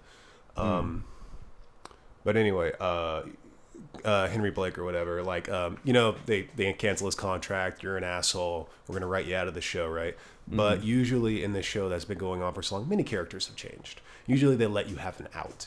They're like, oh, well, hey, see you later, this is going to be okay. Yeah. Like a nice happy ending, It's a TV show in the post-war. I'm thinking about Community. Donald Glover got like this nice episode that was generally very touching, where it's like he got a boat and he's going to go travel around the world. And obviously, like, it was sort of used as a metaphor. Like, you know, his career was really taking off, and it's like he's grown too big for the show, and he's literally going to do world tours and shit, you know.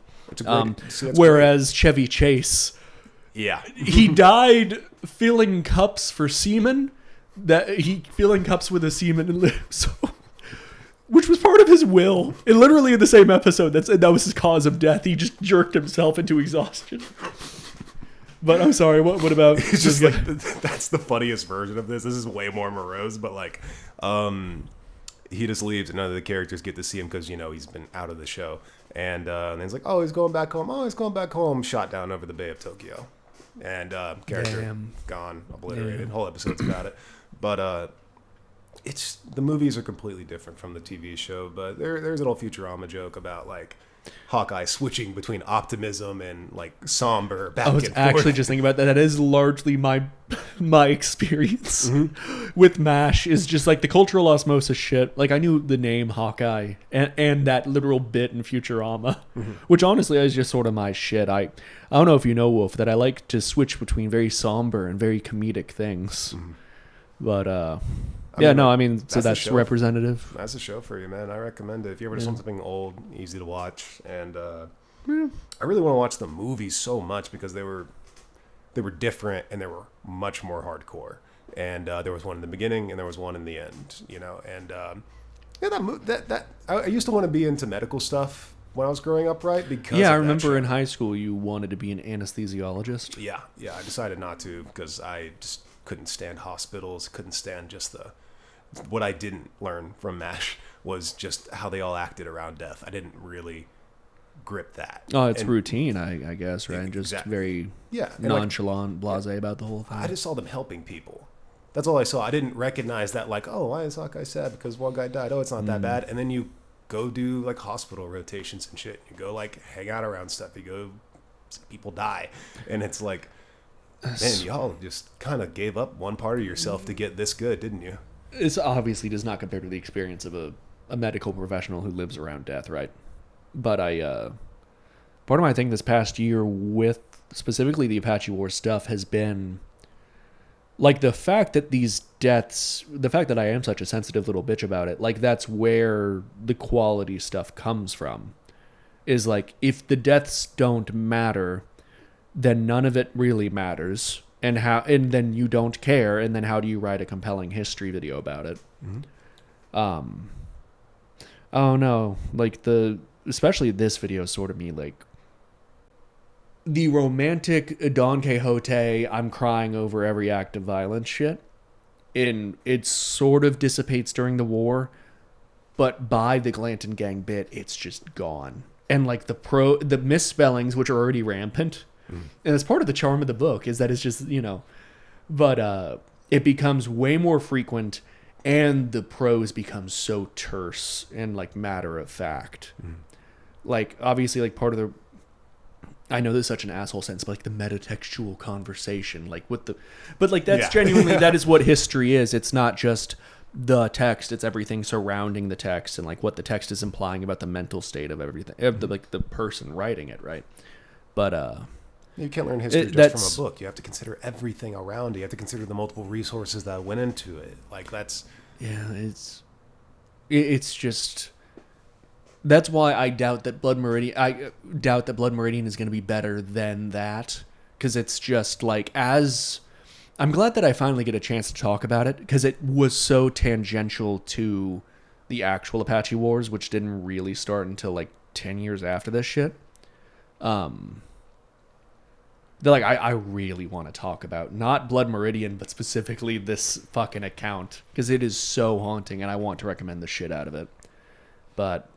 And mostly because it's like Samuel Chamberlain, he manages to become a literally me character, and like that's the concern. He's so Ryan Gosling, and he's so cool, but like he's haunted, but he's very cool haunted. What is the line I put in the last video that I literally lifted from the Samuel Chamberlain video that never happened, because I was like, it doesn't go anywhere. It's your pain in a cool jacket and girls want to fuck it. And like that's what Samuel Chamberlain is really talented at doing. Because it's not just like sadness. It is a very masculine, cool, aloof sadness that can also fight. And it's not like Herman Lehman's account. It's like there's no... It's not masculine, despite the fact that he becomes this, like, quote-unquote badass Apache warrior. Because he's very clearly like, I didn't like that I did any of this, and I'm not going to, like, romanticize it. And obviously Samuel Chamberlain is Don Quixote, and he romanticizes the shit out of most of it. But it's like he doesn't really have agency, and that's, like, the one unforgivable... Obviously, like, you know, I made the fucking video about getting diddled. Like, but it's...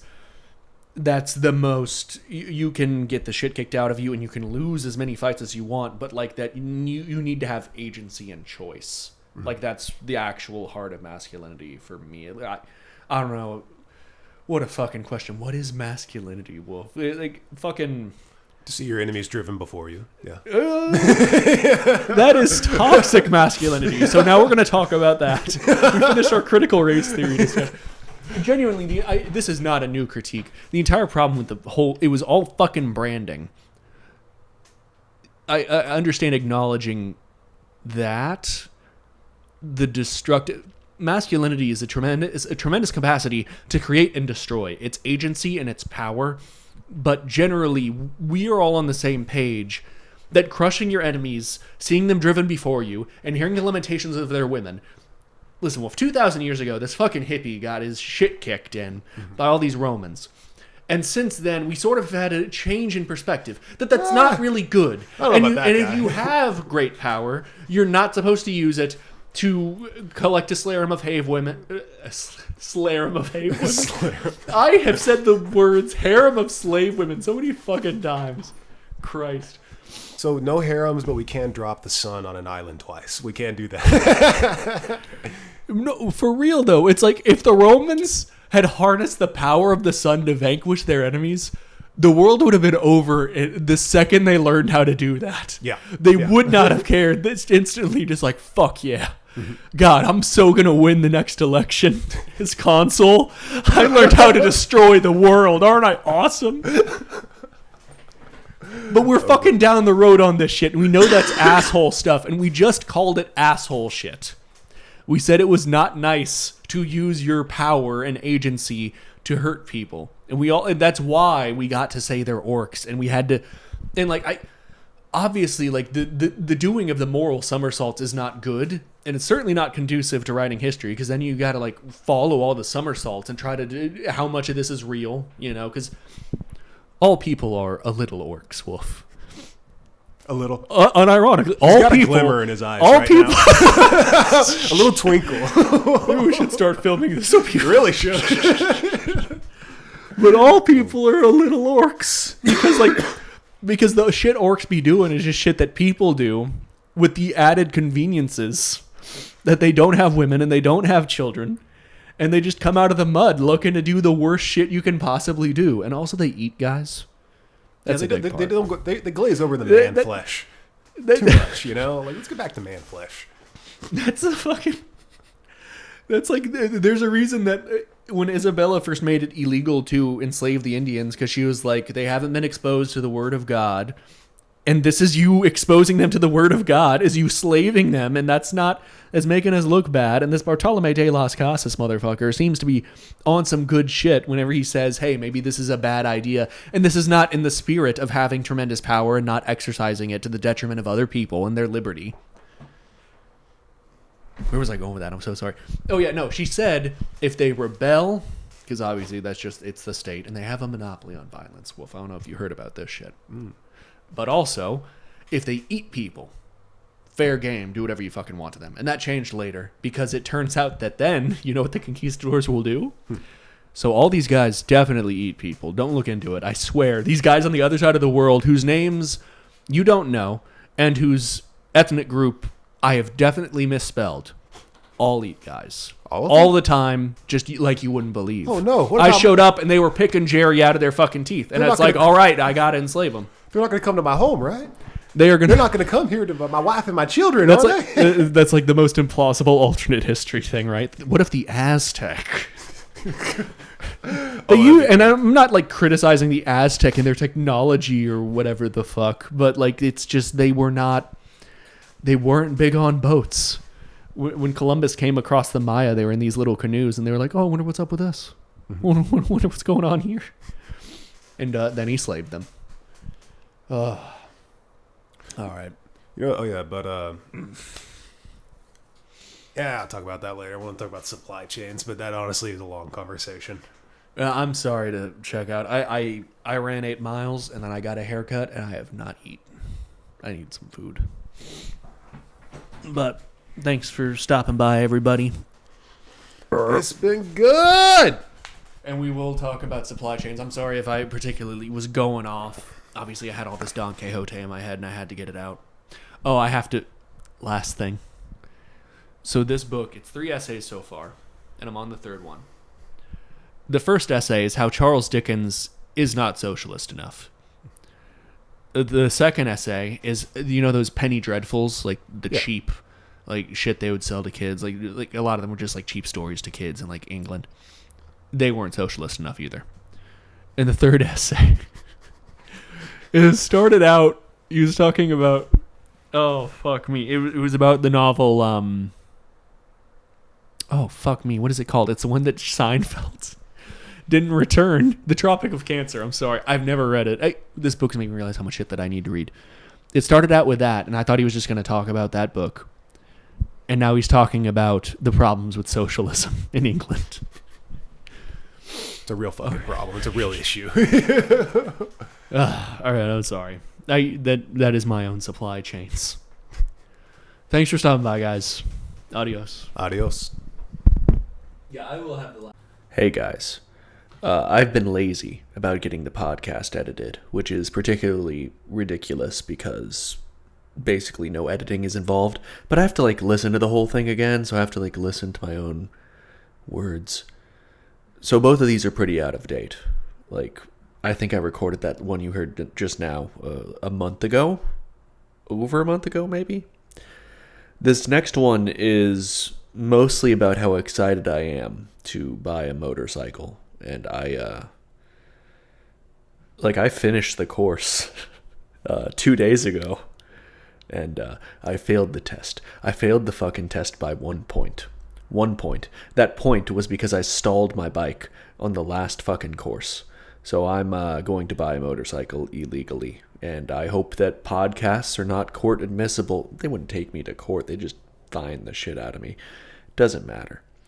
The point is, the motorcycle safety course is bullshit. You should just ride it. What? Why not? Anyway, watch out, Facebook Marketplace. Yeah, I don't really like the subject matter or the setting that much. It's never really been. I fucking adore it. You love that genuinely. shit, yeah. No, it's not that. It's surreal. It doesn't just.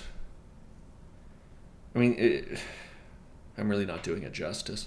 You made a whole video on it. Yeah, I'm about to say that's. I didn't make a whole video about it. I said 2 sentences about it, and then I jumped on to the next thing. I couldn't make the video about it. That's fair. But it's fairyland. It's an other world. It's a place where the rules are different. I don't know how to put it. It also. I mean, part of it is Mangus Colorado shows up very briefly, and. I mean, I won't spoil what happens. It's sort of nothing happens, which surprised me. But, and it's the Santa Rita del Cobre mine. All these places and towns, they go to Janos. Whenever you're going to come across an army captain who's trying to get the kid to... And he lends... And the way I've come to see it is he gives the kid this outlet for his violence that is in keeping with a story. His violence is no longer just randomly assigned to whoever's near him and wants to and is down to start shit. He's no longer just randomly getting in bar fights. Now it's your violence is in service to this broader manifest destiny shit. And the army captain it really captures this period of Mexican American Southwest history. Because he's describing how these villages are completely depopulated and just fucking they're ghost towns because the Apache had, and to a lesser extent the Comanche, had become so powerful. During this period, there was a Comanche raid that got to 50 miles outside of Mexico City. It's after Mexico gained independence, it was immediately fighting a forever war against all these incredibly powerful Indian nations. And I don't know what would have happened if America didn't show up. I sort of think about that. I think history could have taken an interesting turn. I mean, it's just fundamentally the Comanche and Apache are not interested in... they're not interested in normal governance. There's no golden horde, if that makes sense, of Comanche. They fundamentally just wanted big harems and herds, and that's it. I mean, there was no intention to administer anything. That's such a great thought experiment, though. I mean, like, what if they picked up that golden horde mentality? I don't know. Maybe that could have happened, but we were manifesting our destiny. So, but the way the army captain, he's just like, what happens to people that cannot govern themselves? That's right. Someone comes in and they govern for them, and he I'm just going to spoil it for you because I really need you to at least get to the Comanche part. It's so fucking upsetting. Mm-hmm. And this is what I mean. If you meet a word, then you got to just let it flow. I don't stop and pause a video if they say a word in Spanish I don't know. I'm just like, all right, I'll figure it out. You get it from context and shit. But just they cross a few rivers. They cross the Nueces. And I don't even know if it's necessarily the Rio Grande. It might have been the Del Norte. Because obviously that wasn't the border at the time. But they cross these rivers and they enter the other world, this fairy world.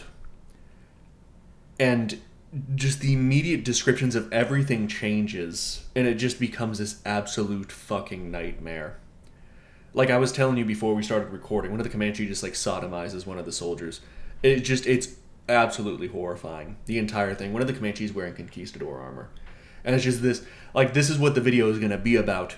This is a fairy world that brave knights with these ideals in their head had already like ventured into and just got absolutely fucking destroyed. You know, it's, I don't know. I wanted to talk about fucking motorcycles. Fucking stupid. Because I've made myself take a few days off and I've been looking at motorcycles. I'm just gonna pull up the fucking photo. Let's see that shit. So this is. They can't see. They can't It'll probably see be this. in the thumbnail. Well, I don't want to put it in the thumbnail. There is one of these. No, there's two of these in Texas, but one of them is in Dallas. I want it in this fucking color.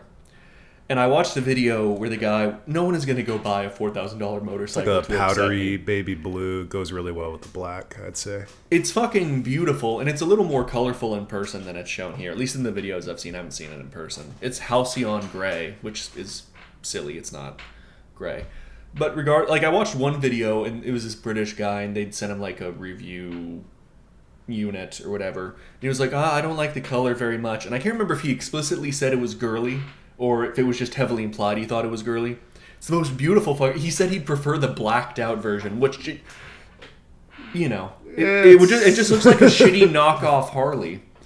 It's the most beautiful fucking motorcycle.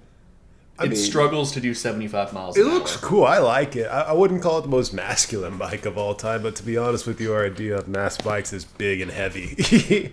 Or like crazy aggressive and will probably die on it, you know? I don't know if normal masculine concepts applies to fucking motorcycles because like when I think of the gayest shit you can possibly ride, I do think of a Harley. Whenever I told you that I was finally getting my motorcycle license, you were like, I bet you won't get a Vespa. It is infinitely less gay to ride a fucking Vespa. It's like, whatever, you're on a scooter and you're saving money. If you have a Harley, it's like, wow, congratulations. You have a $500 a month loan for the ugliest bullshit. And that is for, like, you know how your mom I got my Corvette thing, which is leaked into videos a few times? Mm-hmm. How your mom talks about Corvettes like they're for old lame guys? They are, yeah. They're not. They're absolutely not. They're absolutely not. Well, what happens is old lame guys buy them and they try to finger their secretary in them and she doesn't bite. Like a Harley. And then they sell them. Like a Harley. Harley guys don't have secretaries. They're just fucking... I know you talked about the dentist thing, I guess. It's more an example. Which have their own Comanche harems. Well, it's just that the dentist is just one example. It's mostly to showcase like a larger group of professional people who kind of skipped out on this idea of pleasantness whenever they were younger and escaping all that. You know, that's why like you hear about doctors and shit doing like African safari hunts and weird luxury things and ski trips and shit like that. You target those people specifically because that is the shit they crave. They want to buy into this lifestyle because that's what a Harley is. It's a quote unquote lifestyle. I think it's a lifestyle that sucks. It's not a life cycle. It's a costume. It is dentists cosplaying as pirates, and it's the silliest looking shit I've ever seen in my life. Yeah, I feel that way about It's less embarrassing to be one of the guys that dresses like a Power Ranger and gets on a Kawasaki 400. Like no, I feel like that's worse. I'll be honest with you. At least that looks fun. I don't know. I watched. There's motorcycle YouTube because like I said, I've been forced myself to take a few days off, so I've just been watching endless motorcycle videos. Mm-hmm. There's a Fort 9 guy, which has nothing to do with the game. And he makes great essays. He made me want a Harley the way he talked about it, which means he's a good rider. That doesn't mean that Harleys are good. But where's I going with this? You'd think there'd be a shit poster kind of motorcycle YouTuber. I'm sure there is. You ever watch it's gotta be small, like 50K videos like that, And I bet he's really funny, but no one knows about him. I don't know, maybe. You just think it would attract, because it's the sort of the market. I want a guy that essentially does what I fucking do, but for motorcycles, and I'll fucking do it myself if I have to. You Thanos glove yourself. It'd be fun. Already, cars, like I told you about like the car videos that I was fucking writing before it was like, I don't have the money, and I don't have a house, and I don't have a garage. So I can't be doing that. Now I already want to talk about the road trips. This is the road. The problem is this is too pretty. I don't want to take this on road trips. It's a Triumph.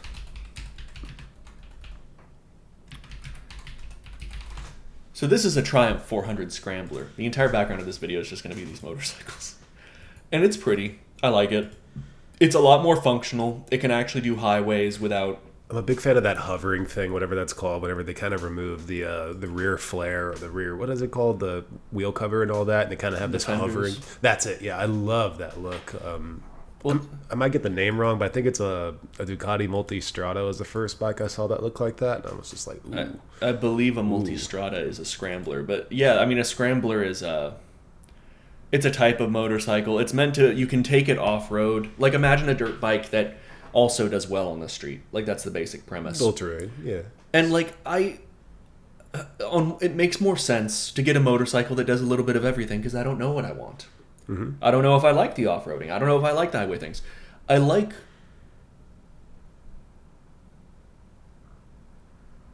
I was trying to say the long road has my heart in Spanish. It sounds less gay in Spanish. Unless you say it in Spain Spanish. If you say it in Mexican Spanish, it sounds nice and romantic. If you say it in Spain Spanish, you do sound like a homosexual. Yeah, however, lisp while you say it. But the thing is, it's an actual modern bike. This is just one cylinder that you sit on top of, and it goes. Is it one cylinder? It is one. Both of these are one cylinder. That's very normal. Wow. But this is also one cylinder, but it's like liquid cooled. You see that? I've seen in reviews. So this is an actual air cooled engine. That it actually has the fins. It needs the fins to work. Doesn't that mean that if you stop moving and you let it idle for too long, it'll burn your fucking crotch? Forever. You're not supposed to be taking this in traffic, ideally. I mean, that's not what it's for. I know this is a quality engine. Crotch. It's going to break before it. There's like shielding here. But it'll overheat. Yeah, absolutely. And it's a more... It has ABS, and that's about it. There are units with, and I can't tell if this one has it, but there are units with the little GPS guidance thing there, and I think it looks ugly as shit. I hope it doesn't have... I don't want that. But these fins, this is liquid-cooled. These fins don't do anything. They are plastic, painted silver, and it looks like shit. I fucking hate it. This is like a... Motorcycles have less safety regulations and all this bullshit, like environmental because it's just fundamentally, it's a one-cylinder engine. Who fucking cares? Yeah. And it's a motorcycle, it's already not safe. Mm-hmm. So, like, the way cars have all homogenized into gloop, what I like about these is that you can still just make a motorcycle that's functionally just a motorcycle from 50 years ago. Mm-hmm. It's not just retro styling, it's just retro. But they did the modern Dodge Challenger thing. No, that's a bad example, because at least that's a half-decent car. The Charger EV that I've clowned on before, the $75,000 Dodge Charger without a fucking V8. Yeah. It's just a fucking EV. It's bullshit. It's crazy how much it costs, too. It's just not worth it. It's ridiculous. Dodge Chargers exist for high schoolers to impregnate their girlfriend to prom in the back of. I don't need to do That's what Dodge Chargers are. I don't need a product persona breakdown of a Dodge Charger. I just need it to cost less than it currently does. It's not for a dentist. It's silly. It didn't sell for that reason because people that can afford a $75,000 car, they can go buy a Corvette, which is a fucking mid-engine sports car. Why the fuck are you going to buy this pussy bullshit VE? And there's nothing wrong with an EV in theory, but it's an appliance. Yeah.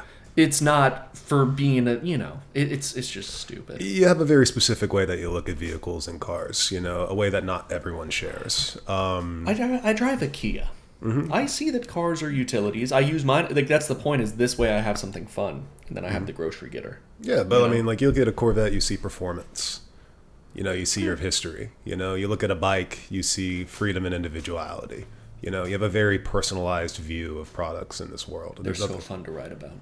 Yeah, for this reason. Yeah. It's all a metaphor. They've been doing it for like 100 years, right? I mean, like, people I've never made a video about a car.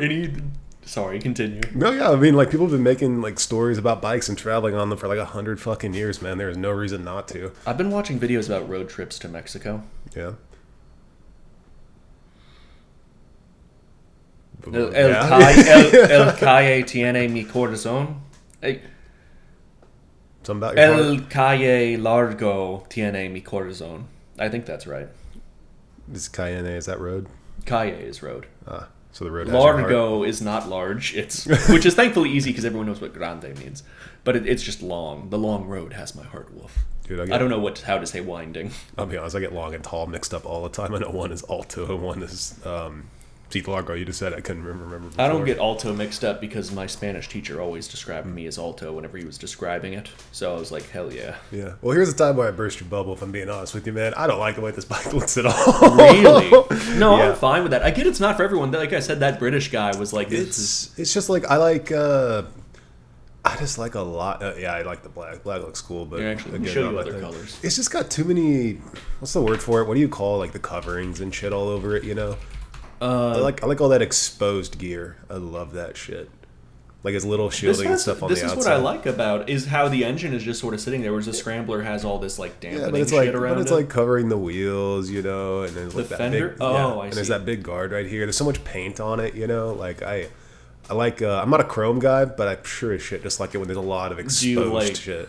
Like that. More like this. That's a sort of a bobber. This is the second color. Oh, that's very cool. No, I like that. I like that a lot. The problem is this is already an Indian company.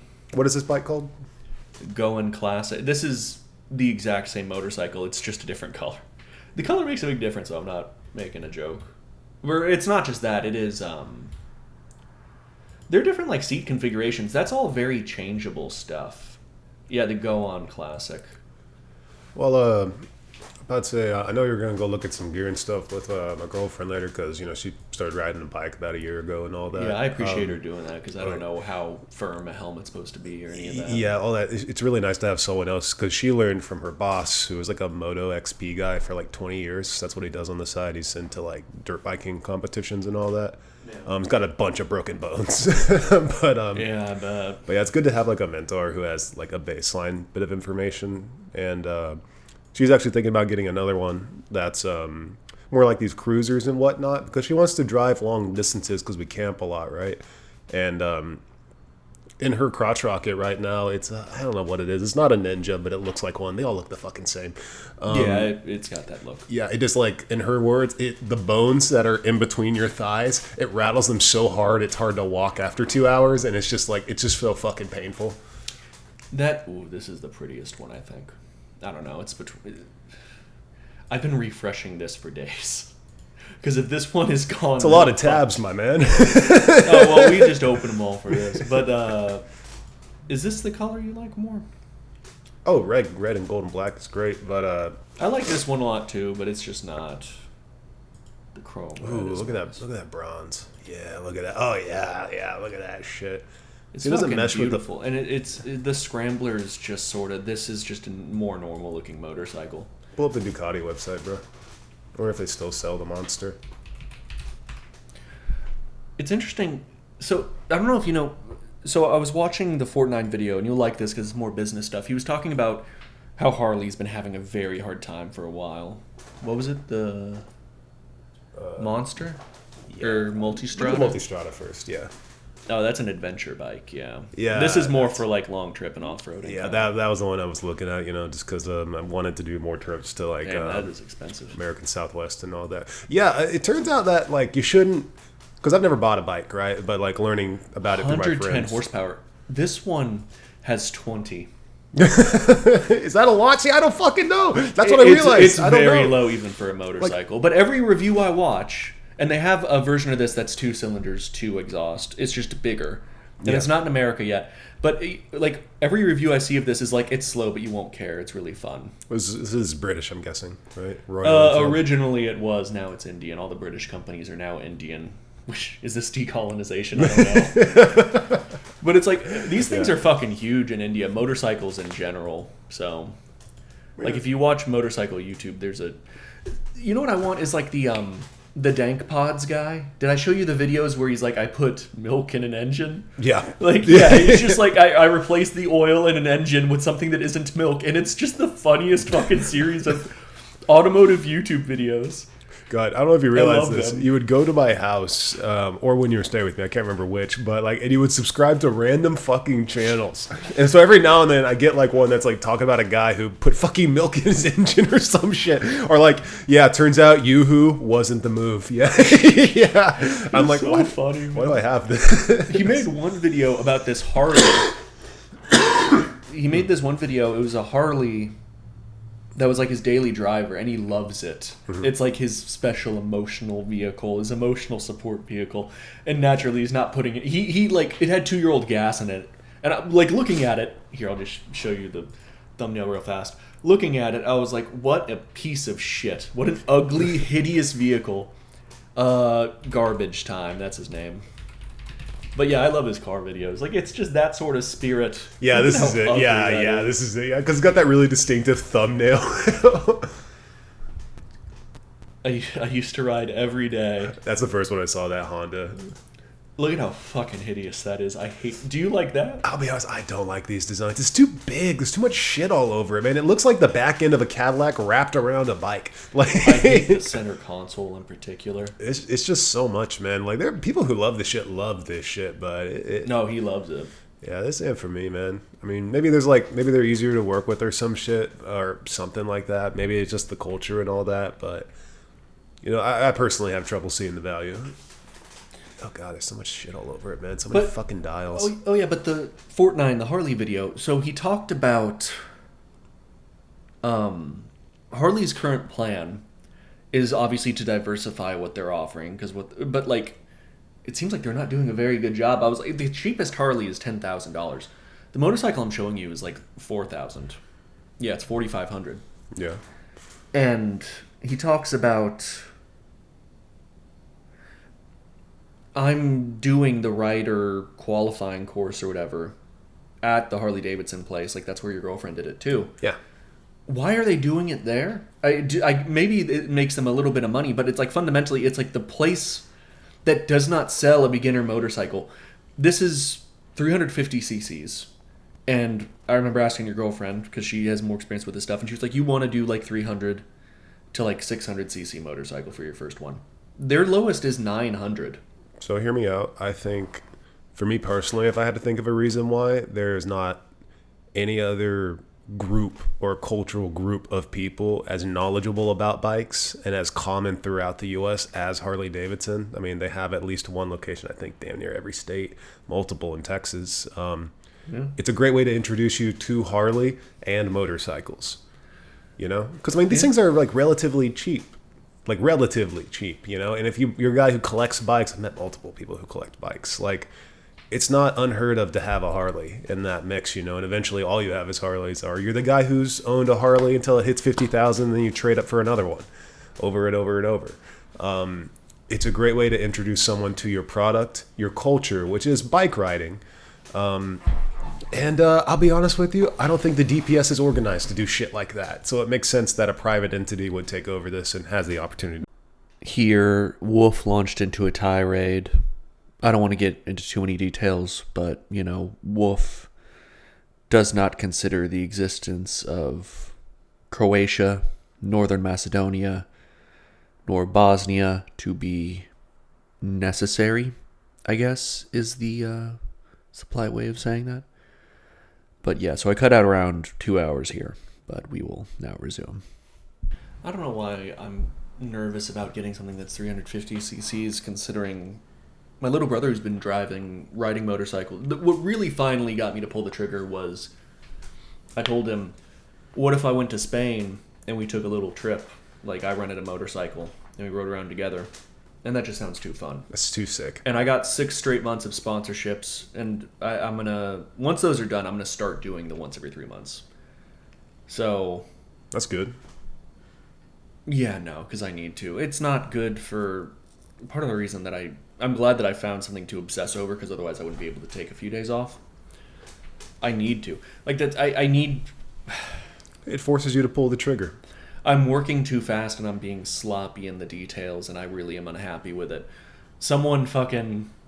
I want to talk about the comment this week that bothered me. Oh, it's It was a good one. Well, it wasn't... So one of the points that he made was completely non sequitur. It wasn't relevant. It wasn't what I was trying to say. It was completely unfair. The other, however, Don Quixote did not die because he stopped believing in fantasy. He got defeated by... Yeah, it's this whole thing. I don't need to get into this plot. There was like a university student who was trying to help break him out of this bullshit delusion. And he was like, yeah, I'm going to joust you, and if you lose, you got to go home and stop with this. And he won the jousting. And so Don Quixote, sort of brokenhearted, he had to go back. And like for a year, he couldn't be doing this bullshit. And then once he got back, he was so sad, he took ill. And then as he was dying, he sort of came back to reality. And he was like, oh, okay, I'm sorry I did all this. This is sort of crazy. that I let all these books get into my head. Yeah, I'm a little nuts, so. But he was right. Originally, I was like, what a pedant. But then I was like, no, that's right. Because it's like, that is fundamentally an incorrect understanding of Don Quixote if what you take away from it is you should believe in fantasies and you'll die if you don't. Like, certainly Cervantes wasn't down with that, and Don Quixote is meant to be funny and he's meant to be tragic, but he's not meant to be can't believe I can't find the word. Whoa, what is that word? You want to embody them, you look up to them. Cringe, whatever, I can't remember. Instantly came to me at 4 a.m. while editing for some reason. It's aspirational. I'm fucking stupid. But I need to be spending more time on these videos so I can get the details right. If I'm going to be making essays that are about Don Quixote and Blood Meridian and shit. But, Well, I'm glad you're finally taking the step, man. I'll get some ayahuasca. I'll drop you off in the desert for a few days. You'll have a script ready by the time I get back. That'll be awesome, man. That's the exact kind of thing I'm trying to stop doing. There you go, man. No. You need that. Nah. God, yeah. No, none of that bullshit. Like, I'm going to have to drive all the way out to Arizona. That sounds awesome. It would be if I could spend my time and enjoy it, but I can't spend my time and enjoy it. I have to get on the road, and I have to fucking go, and then I'll get there, and I'll film, and then I'll go back. I don't get to enjoy any of it. Why not?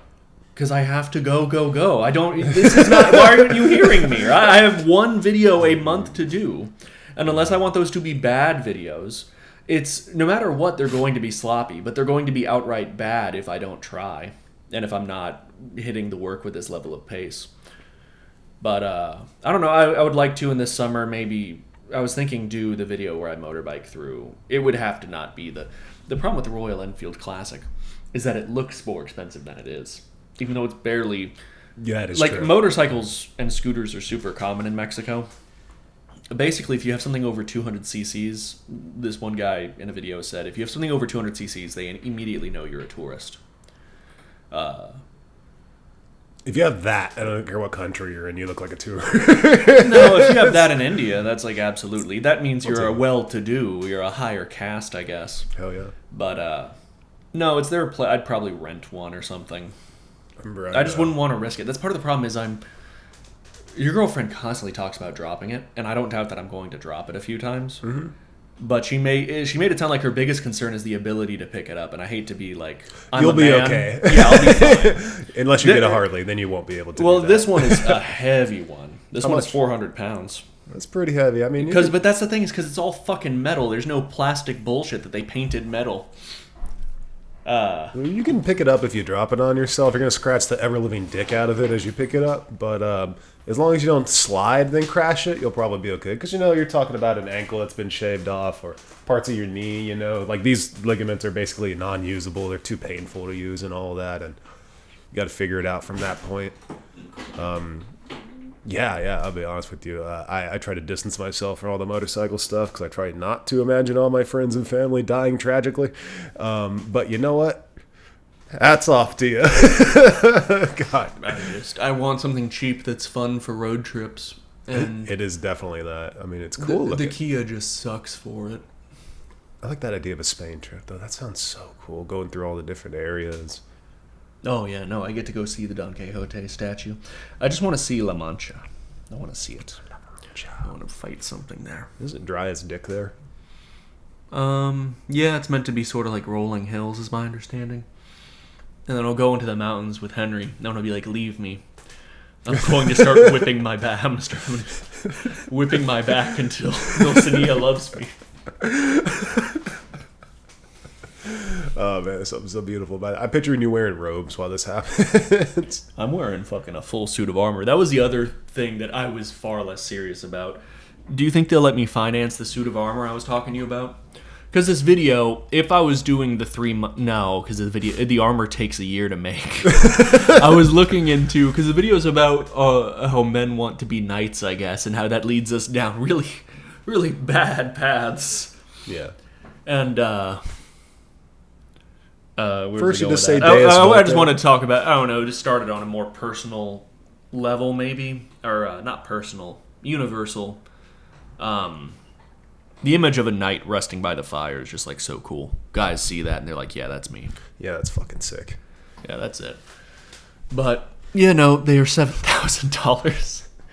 See, I could buy 2 of these for that. Yeah, I don't know if like a suit of armor is the most wise purchase in the world, but it's a safer one. I mean, it's the safest person. Every person you run across will say, "God, that is so cool. Why did you buy that?" But God, it's so cool. Yeah, I don't think would be most people's reaction. Well, most people are fucking wrong. Okay? Most people would say, "What a fucking dork you are." What I'm gonna do is I'm gonna show up in Spain, and I'm gonna bring.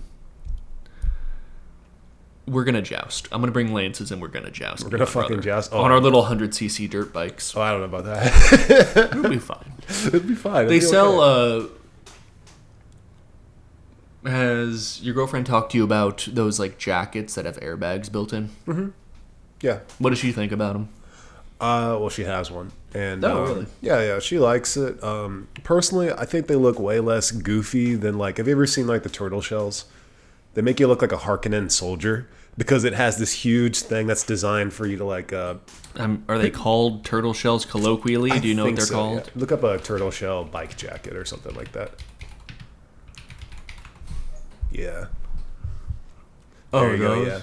Usually it's a bit more in that if you see it at a certain angle, but this is the more extreme version of this is like MotoGP because those ones are like giant and completely protect their neck. But you're supposed to slide across your back on this thing, and it's designed in a specific angle to where you just slide on it and don't use your limbs. Huh. And you're supposed to go limp and everything, so it. As long as some kind Samaritan will. That's a weird Photoshop. As long as the helpful Samaritan arrives to roll you over, otherwise you'll die on your back. Click that top left image real quick. Right there, the one more down. That one, yeah. Because like whenever you're falling, you're like rocking back and forth on this middle section where the turtle shell is, but your arms are stabilizing you to where you're just sliding on your back. That's why the armor is right there. Because you're never going to hit your tricep. You're going to hit your joint and your forearms, which you use to protect yourself. And some people do this if you're rolling. So I know from the times that I've fallen while running that I have good falling habits. Mm-hmm. Dude, man, I used to skate for years and years and years, and I got really good at falling, man. Every time I see a curb, it fucked me up a little bit. But yeah, man, I busted my ass so many fucking Very times. embarrassing falling in front of people. Oh yeah, man. One time I hit a little lip. I was going like 2 miles an hour, and I hit a little lip, and I completely fell, busted my ass in front of like oh my god, like 100 people who were touring the university. This is like 17 and 18-year-olds, right? I don't even need to think about that, and I'm just like, And they said, "Ha ha, he has no riz." Yeah, and I'm just and like, then they falling did the apart. gritty. This was around that time period. I don't know when the gritty was in vogue. A long enough time, like 5 or something years ago. But I was just, oh man, nothing feels like that. Oh god, man. I just like put my shit together, dusted myself off, and I didn't skate away. I walked away. You should have kick-flipped away. I can't Or kickflip. reclaimed your honor. Oh yeah, I kickflip, fail, start crying on the fucking ground, shitting my pants. Just like, that's just who I am now. You called your mom crying, and you said, "Mom, I did it again. Pick me up. We can't keep doing this. The kids are default dancing on top of me." Oh man, these are cool looking bikes though. I'm sorry I keep clicking idly. Yeah, no. One of my millionaire fans. My fans are too wealthy and handsome, you see. They're too cool. They already have their motorcycle licenses, and they're going to go buy all these motherfuckers. Mm-hmm. While I'm sitting here chatting on my fucking podcast. I shouldn't have done this. I'm going to have to drive to fucking Austin or San Antonio at best. This one is this one in San Antonio? No, this one is in fucking Austin. So then, and also oh man, I was telling your fiance, so I have to do this trip to Arizona. Mm-hmm. So what I'm going to do is I'm going to get my license on the 10th, and then I'm going to do it on the 13th or something. Mm-hmm. And she said, no, don't do that. And I immediately, what was it? I think I said, this is why guy friends are better, because they'll just be like, hell yeah, bro, go die. That's awesome. When have I ever said that about any of these stupid decisions? When have I ever said that? Well, you did suggest, I don't know if you meant I should drive the motorcycle back, but whenever I was talking about how I'm going to have to like go to Austin or San Antonio, you were like, make it a trip. And it's like, I'm not doing that. I have to go and like test ride it for 10 minutes, and then I'll be like, I'll take it. And then they'll have to like fucking ship it, which is a pain. I don't think you should try to ride it all the way back. Maybe no, well, I can't ride it. Well, number one, then I'd have to leave my Kia, and I can't leave my Kia. That's going to be my grocery getter for a decade now. Mm. But yeah, because I wanted something fun. Because it's not that do I like cars or do I just like driving? I don't know. Good question. I think you like obsessing over cars, so I'd say cars. Yeah. I think driving is something you love when you're behind the wheel, but how often can you be behind the wheel? I love long trips. I love traveling. I love how lonely it is. You just feel like that's what I liked about Death Stranding. Just fucking out there in the woods, just wandering around. But man, I do want to drive to Arizona, but I have to finish this fucking Geronimo script. It's not even quite done. I had to change. So the thesis of it, and this is probably why I'm having a hard time finally doing it. It's about accepting it. You just can't. I stand in front of history and I laugh at it and I cry about it, and it's like, this is just the way it is. And there's a bit in Blood Meridian, and I don't think you've gotten to it from the sounds of it, where he meets this old man in the fucking woods and they eat a moldy soup together. And the old man talks about, like, this world, or do you think this world was made, or the kid is like, I don't think this world was made with me in mind. And the old man is like, can you imagine anything different? He's like, yeah. It's like, but you haven't seen it.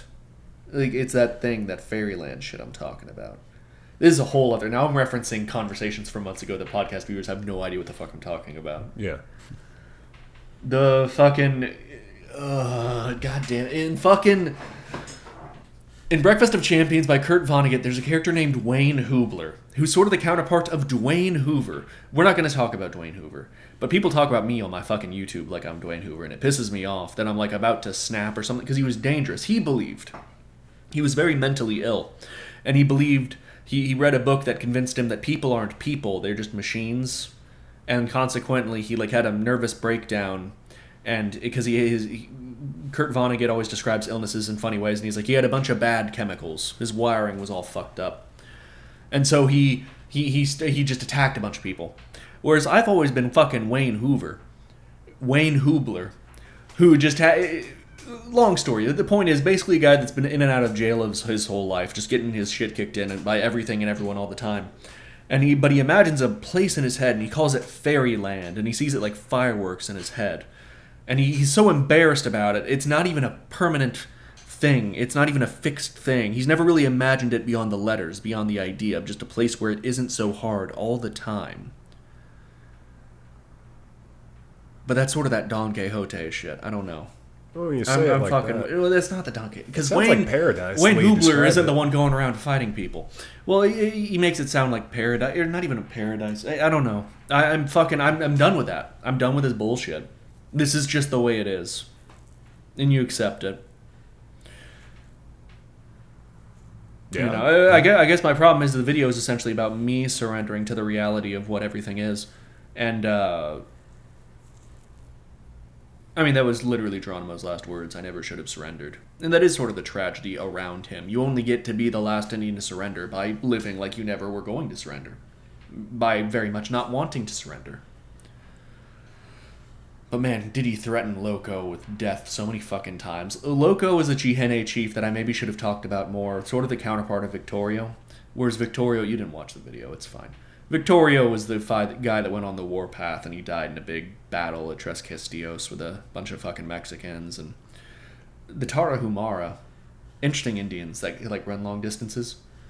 You talked about them for like 10 years. Yeah, no, I've been reading about them I read about them a long time ago, but this Tarahumara chief is the guy that apparently actually shot Victorio, although they couldn't identify his body after. It doesn't matter. He got a cool nickel-plated rifle after. Mm. And Blood Meridian, the judge, has a nickel-plated rifle, and I was like, fuck, is this a connection? I don't think it's a connection. But, where was I going with that? It doesn't matter. Loco, who is very disappointingly, despite being named literally crazy, does not do any of that. Or he's always like this is over. Just stay on the reservation. Don't cause any problems. Make the best of whatever this is. And Geronimo kidnapped him the one time I told you about. And the second time, another of Geronimo's breakouts, he once again pulled the gambit where he's like, I'm going to shoot you if you don't come with me. And he's like, fucking shoot me. I don't even care. And Geronimo doesn't do it. Which I guess is the one thing you can give him. But just an awful, awful man. Although I should say, I want to correct one thing I said on the podcast earlier, that he would throw babies in the air and catch them with a knife. That is not cited in Once They Moved Like the Wind. Apparently, the author David Roberts got that from an interview, and David Roberts is dead, so I can't figure out who he interviewed, and I can't email him and figure this out. I don't know if that's at all accurate. Mostly because Geronimo was very afraid about getting arrested again by the U.S. He was afraid of being sent back to Florida. Isn't that the most haunting part? We just pushed the Indians west over 150 years, but then we ran out of west to push them into. So we just sent them back east to a Florida prison camp. East as you can make them go. Yeah, send them all the way to fucking Florida. I don't know. You see all the various ways of coping with it or stopping it. Like the Cherokee developed their own alphabet and a fucking... they had a constitution. And that didn't change anything. And then obviously you got like the Comanche, the Apache, the more martial solution. But there's just no avoiding it. It's just the way history was going to play out. Yeah. I mean... I really want to fucking talk about Columbus. Where you count deaths in the dozens. Oh, God. Columbus is a whole thing, because for some reason we'll blame him. For everything. I can't believe he did all that shit to the Cherokee. What a dick. Like, he had nothing to do with any of that. Yeah. Like he went 50. to his deathbed still claiming, no, I found India. And at this point, like, it'd been like over a decade, Amerigo Vespucci had like done the circumnavigation. He's like, no, this is I don't know what this is. It's something else. Yeah, this is like some new place. He's like, it's fucking India. And I died. Well, it's because if he got it from... Or if it was India, then he would have gotten a bonus from Queen Isabella. And she was like, no, you found this whole other thing. Which is, by the time of your death, a bunch of fucking islands that we just send our hidalgos to so they can pan for gold. Like, it wasn't anything. It wasn't really anything until the conquest of the Aztec. Then it was, the mad dash. I don't know. Here, I'll be right back. I need to blow my nose so bad. I'm like getting over a cold. I mean, there was a lot of kids. God, they're so fucking gross. There was I had to stop by At Home to like exchange a gift that was broken on the way to some town 30 minutes west of Fredericksburg, and what is it? While I went in there was this little girl who was going around. I thought like, oh, family, oh, they're so cute, couple kids and everything. But this girl has this really gross, dirty ice cream plushie, and I sit there and I'm like looking at this. I'm thinking like, oh, I wonder about my future. Do I want children? All this and that. And I watch her lick this plushie that's covered in dirt, and I watch her mom just desperately just try to stop her, but then she freaks out whenever she gets rid of the plushie, so she has to give it back. And I'm just like, I'm okay with dual income, no kids. I'm all right with that. That ain't for me, man. That's such a when you say the dual income, no kids thing. I don't know. Oh no, I understand. Oh, by the way, not my fiance, just my girlfriend for now. But she, yeah, no, we're both in pretty equal understanding about that, because I struggled with it for years, and she said she was open to it, and I was like, well, honestly, I feel guilty at first, but I don't really feel that anymore. Not at all. Not really. No, I don't think you should feel guilty. I was, never mind. That weird just need. That weird idea that you should feel as though you need to have a kid and all that. I mean, every person on earth has dealt with it at least once, and it's a weird thing to think about. But I don't know, to seeing a girl lick a gross, dirty ass plushie in an At Home in Austin, Texas, it makes you think. That and the hard questions, because people say they don't want kids because there's the hard questions like, oh, where do we go when we die? Where is grandpa? Stuff like that. That stuff seems relatively easy to deal with, just requires time and reinforcement and all that. But I don't know. I don't see the appeal. Not anymore. Also, I'm just looking down over here to the left, listeners, and I'm watching two fire alarms that have been ripped out of the ceiling and then brought to the ground. I did some cooking today. You did some cooking? All right. I'm doing the burrito tacos. My sister, I forgot. I need to bring this up. So I said that my sister is a cynic, and her lawyers have informed me that this is not the case. My sister, hold on, let me find out exactly. She's clearly not cynical about exotic game meat. Oh yeah, we could talk about her wildebeest shit. She loves that. Here, one sec. Where's? I actually want to find it. The lawyers were very particular about the language I need to use. Love to hang out with her again. Yeah, I mean, it's a standing invitation for her to do the podcast. Oh yeah, no, this was okay. So this was actually a good point. She said, I'm not a cynic. Because the context in which I said she was the cynic on my shoulder was we were talking about birds and how I like watching the birds because I stopped scrolling on my phone so much. And it's just, and I saw a one-legged one just yesterday. I always notice whenever I see one. But basically, if you look at the birds, you'll see a one-legged bird every time. And how I'd noticed, but I hadn't perceived, I guess, if that makes sense. But whenever I was talking about watching birds, she brought that up. How the birds are all fucked up. And she said, I'm not a cynic. Birds are warriors. Every day of their life is a battle. Which is correct. Everything that lives must necessarily be a warrior. They are not exempt from the never-ending battle to exist. The birds. And no, it's a fair observation. The birds are warriors.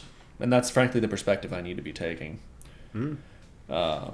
I keep... why does everything got to be so bad all the time? Because it is. Yeah, but we have faith that it'll get better. We do things to make it better. Well, yes, but that's insanity, which is fine. But it's not. It's all right. I mean, it's an insanity, a fantasy that we all take part in, my life will be okay once I get insurance. My life will be okay once I get a house. My life will be okay once I put all my shit in the S&P. There's all these weird goals and all that that'll give you that, grant you that. And I don't know. It's once I have this motorcycle, this is it's smooth sailing. This is the move. This is it. It's not. If I get pasted by a truck, I don't care if I die. What will upset me is if I get paralyzed. That's always been the great fear. Is being turned into a vegetable. I love running. Like, this is just an extension of the constant search for freedom that I have. And if I end up locked into my body, that will absolutely fucking kill me, man.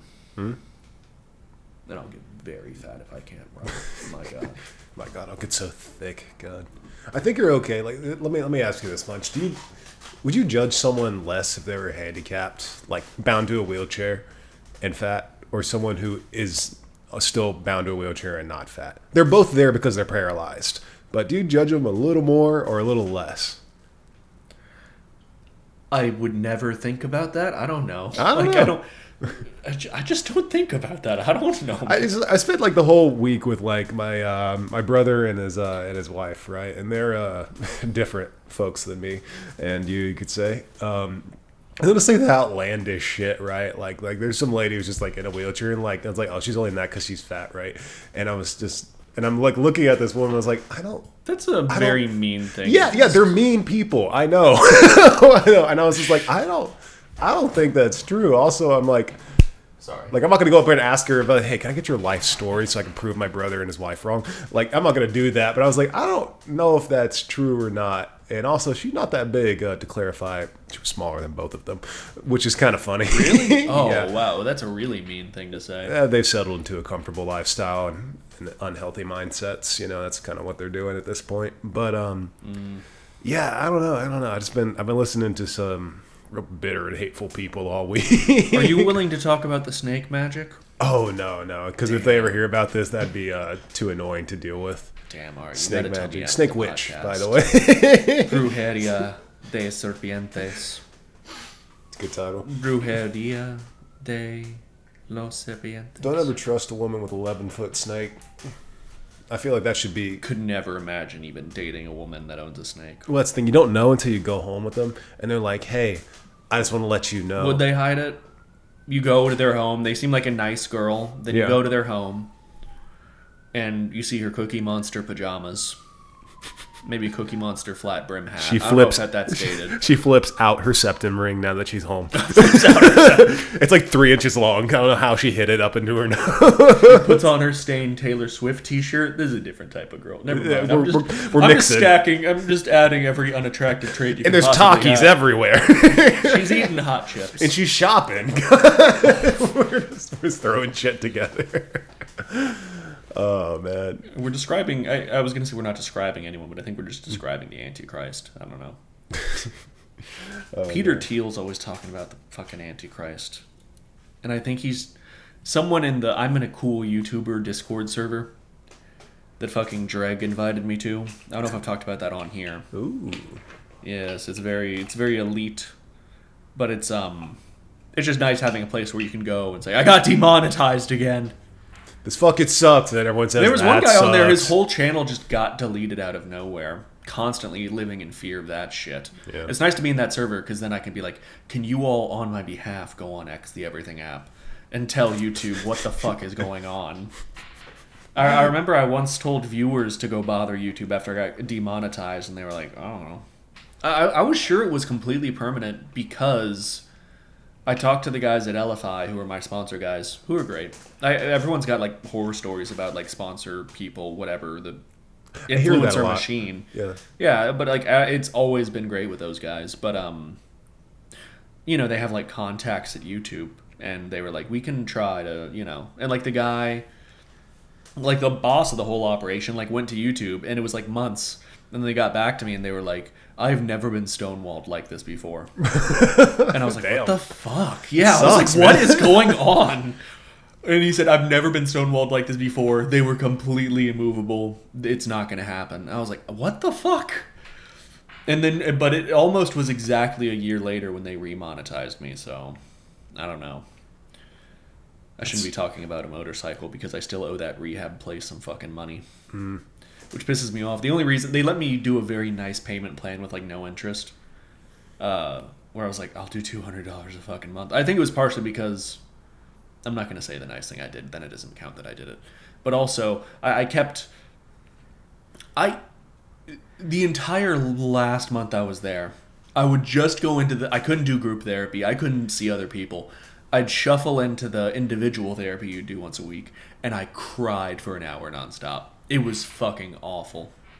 Man, I'm glad I'm out of that shit. It was so fucking nightmarish. And of course she was like... I think maybe she was part of the reason I could get a nice payment plan. This dude is fucking done. Do not tell him that he's now in a shitload of debt. I had to stuff all my bullshit in my Kia and drive it across the country twice. That's where I was at that point. And I lost my chalkboard, but I have my chalkboard again. Yes, you do. A big-ass fucking board. Yeah, it's way bigger than I thought it would be. But it turned out great in the video. It's also the color was a little off. I was nervous about that. Because I do the chroma keying. But no, man, it turned out great. I'm happy about my chalkboard. But now I gotta go back out into the desert one last fucking time. you say it I like wish I didn't read haunted. Blood Meridian, but also I think it's because I want the Yeehaw arc to have a through line. I'm sad this is the through line. I don't want to get into the War's God argument again, but it is. And it's just the reality. I'm not happy about it, but it's just the final argument. Yeah. Not necessarily even war, just the violence. Yeah. And there's nothing you can do. Whether or not you're in a position of moral superiority with the barbarian doesn't affect whether or not your village is burning. So I think you need to debate with people who are a bit more invested in alternative thought. I think what I need to do is talk about Christopher Columbus. Because I got a killer opening line. Because what I'm going to do is, number one, my videos have been performing poorly because it's like, number one, no one cares about the Apache Wars. And I've been inconsistent this past year. And it's fine. This last video, it landed like a thud, and I was actually very upset. Because I was like, this is by far the most approachable of anything I've done for a while. Even if it has Lord of the Rings in the title and I don't talk about Lord of the Rings for the first 5 straight minutes. I'll still get the comments of people that wander in, because the channel just hasn't been growing a lot, you know? So it's just like the regular old crowd. And so, like, imagine stumbling... You click on a video that says, reading the Lord of the Rings until I regain faith in humanity. And you click on that fucking video. Great title. And I'm immediately jumping into... What great timing, why? Great title. Great title. I just Thank liked you. it. Yeah, no, I was happy with the title, but then, like, a guy clicked on it, and he was like, this guy's just talking about Blood Meridian? And phrenologist cowboys? They don't know. They don't know. And because you haven't put the yeehaw thing into any of it, there's no assumption it's a series. Well, the acceptance, it fixes a lot of issues. Because the video that I alluded to, the Cayo del Oso one, the problem is it's not a rhetorical... No one is going to be convinced of anything, but it is fundamentally one about acceptance. It's about this Aztec poem, about flowing out to sea. It's about death, but not in a negative way, I guess. I don't know. Doesn't matter. Geronimo, Cayo del Oso, I'm cleaning out all the cobwebs in my fucking head. The yeehaw thing, I've sort of conceived of it. Breakfast of Champions starts like that. Kurt Vonnegut, he finally broke through, and he became this big sensation, and he got to dump his wife who's been supporting him this whole time, and the mother of his children, who's just a dog wolf. And he got to start banging some 25-year-old piece of ass in New York City, in a fancy New York City apartment. What a victory story, am I right? Anyway. Wow, okay. It's his kids like him a lot, judging from the documentary, so I don't know. You don't want to assume too much about what maybe his marriage wasn't doing well. But it's like, you know, the woman that stood by him during the struggle years where he's in the shed, just clickety-clacking on a fucking typewriter. Yeah, there's... And then he finally becomes this huge sensation of an author. And he's like, all right, so bye. I'll see you later. I'm successful now. So I know I'm not in the room, but it just sounds bad on an immediate it listen. does. There's no way around it. It sounds like a very shitty thing to do. But regardless, so now he's in his big fancy apartment. He got everything he wanted. He's gotten all this recognition. And he's like, now I have to write another fucking book. And it's this absolute mess. It's a self-indulgent mess. And he halfway through the book, he starts. If he did it the whole time, it would be less weird. But he starts halfway through describing the measurements of every woman and the penis size and girth of every man character in the book. It's just so self-indulgent. He talks to his dad and himself at the end. Like, it's fucking incredible. It's sort of one of those things. It's like the Beatles, when they're self-indulgent, make Sgt. Pepper. Yeah. The Monkees also made a self-indulgent album. It's a little... And no one cares when the Monkees are self-indulgent. So it's a question of... Whenever I did the fucking video about my childhood shit, I was like, so one of two things is going to happen now. Of course, a third thing happened, because that's life. But I was like, either my channel is murdered forever, and I become a lol cow, and my destiny is assured. or I die and I live again and I know that I have the heart of a fucking hero. Pretty sure it was more option B than A. But what, of course, ended up happening is YouTube was like, get this shit off of here. I was like, what are you doing? But the response was very nice. I got everyone that thinks of themselves seriously as an artist. They're psychopaths, and they're like, I want to make some people cry. And I got a lot of comments that people cried, so that's good. I was doing a Twitch stream, and you know what if autist? Weird guy. I'd YouTube box him. I don't know if Creator Clash is still happening. I'll box you, Rudy. We're the same height. So I can box him. So he once declared war on the internet. He said he wanted to debate only people that were way bigger than him. So it was obvious what he was trying to do. Yeah, he's trying to grow, yeah. But he once apparently did a long 2-hour-long schizo stream where he talked about his childhood trauma and taking enough hallucinogens to where he talked to Odin. And I was like, okay. I was scared that was sort of how that shit was going to turn out. But that was another essay where I was like, I'm raging against all this bullshit. And then fundamentally, it ended up being an essay about acceptance. But that's just the route. That's how the Yeehaw arc has to end. I figured eventually I would read a book where I'm like, oh, I see. Everything is okay. It's just not. That's just the way it is. And it's learning about it. Anyway, the Yeehaw arc has been my breakfast of champions for good or ill. That's been the goal. And also to see if, frankly, my channel could survive the super long self-indulgent shit. And it has. A lot of people have liked it, thankfully. Breakfast of Champions is like my favorite book, so, you know. There's nothing inherently wrong with being super self-indulgent and going on weird tangents. I don't know. Well, it just gets. I'm not the Monkees. I'm not the Beatles. It gets a little too one-man show eventually, though. You know. Yeah, what I want to do is drop the lore. I would like to just talk about Christopher Columbus. Yeah. And not talk about how Geronimo's picture was. I haven't even mentioned this yet on the podcast. I don't know how to fit it into the video. Geronimo's picture was on my wall during my entire childhood, as I was being forced to sit in a chair and stare out the window for days on end. I'd go to fucking school and I'd be made to stand in a square.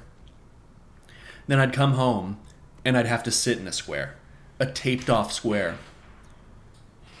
Just fucking forever. And I could read, but that also is what bothers me. And I don't know if I'm going to fit that into the video. That was originally the intro. When I was a kid, I didn't like it, but that became my life, was sitting in a chair, reading books, and looking out the window. And now I'm an adult, and I got to choose what I wanted to cover. You know, do you have the juice or the sauce? I have the sauce. And it's like, I didn't have to do gaming shit. I could do whatever I wanted. Because I fundamentally, if it's funny and interesting, you know, get people to listen. But, so I could have done whatever I wanted. And whether I intentionally chose this or not, I chose to read books and look out the window. You know? And that sort of bothers me. But it's like how you just sort of become the way you're treated, I guess. Like, that's what Geronimo sort of become to me. Like, no one ever respected the life around him, and so he didn't respect life. And so it does feel shitty. And this certainly isn't going to be the video.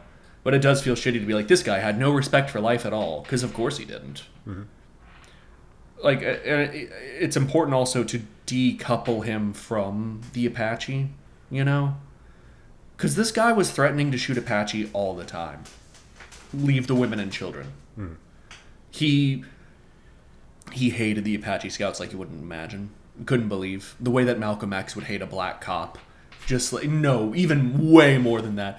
Whenever, like, the Apache Scouts were coming up Skeleton Canyon to, like, finally get him to surrender. What a wonderful Wild West name, by the way. But they were coming up Skeleton Canyon, and he was like, all right, so I'm going to shoot these guys. And I don't know if it was Foon, once again, who's the very same guy that told him, we're not leaving the women and children, you fucking psychopath. Yeah. I think it might have been Foon, who also was once again like, if you do that, I'm going to shoot you. Stop shooting But the reason Geronimo was going to do it wasn't just that he hated those Apache Scouts, because he wanted the American military to pour into that canyon. So they'd finally just fucking kill him. Yeah. You know? He made his death wish everyone's fucking problem. But I also get it, because he existed in a constant state of paranoia. Even as an old man, like I said, every time he heard horse hooves, he'd get up and he'd look out his fucking window. You know, are they gonna make me go back to Florida? God, Foon has a sad story. I think his wife cheated on him, or he suspected her of cheating on him. So then he shot his wife, and then he killed himself. Damn. Yeah, it's really brutal. That's the important thing. Is you need to be able. What I need to be able. The note I need to be able to strike is condemning Geronimo's actions while acknowledging that he was nothing more than a product of his circumstances, and then also in that not absolving the U.S. because those Apache scouts, those two Apache scouts that were very afraid for obvious reasons because they knew Geronimo's probably just going to fucking shoot us. And so they went up that canyon, and the deal that they were given, according to what they said, was they're going to get a plot of land, because that's like you're bringing in Geronimo. That's like the biggest shit you could possibly do. Mm-hmm. They're going to get a plot of land and a pension by the U.S. government. And what happened to them and all the other Chiricahua Apache scouts is they got herded onto the same fucking train that Geronimo got herded on, and they got sent to Florida to fucking die. Yeah. The Apache had no resistance to malaria. It was just constant death out there in Florida, man. Yeah. You can really hear every time I'm talking about I'm just going to have to stack this podcast on the last one.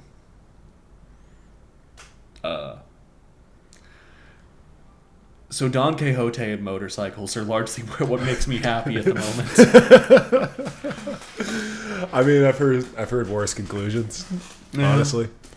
It's fun talking about that. If anyone buys that Royal Enfield, I'm going to throw a hissy fit.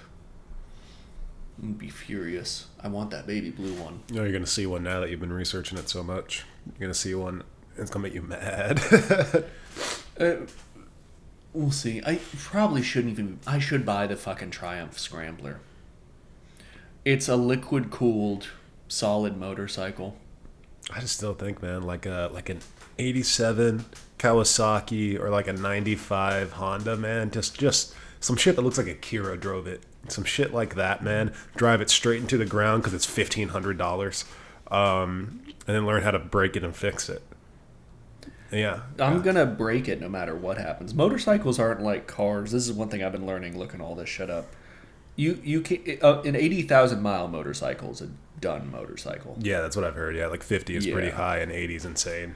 Yeah, I don't want some mess that I'm constantly having to maintain. I plan on doing part of the appeal is it's a single cylinder engine. Mm-hmm. The appeal is number one that I get to just ride an engine, which is the coolest shit imaginable. And number two, there's no joy in doing an oil. I remember your girlfriend was like, I can't believe you haven't just done an oil change on your Kia. I will take it to fucking, or I almost said Office Max. Firestone, whatever. Because I don't care. And I don't have now I feel like I'm being mean to my Kia. Dude, that thing took me across the country multiple times. You have to realize, though, she's young. She's in love with, motorcycles and cars. I mean, she's got the 64 Impala. You know, she's in love with that stuff. This is very new to her still. So, she's naturally going to be into that. And I feel the same way. I have never done an oil change. No, I did one once.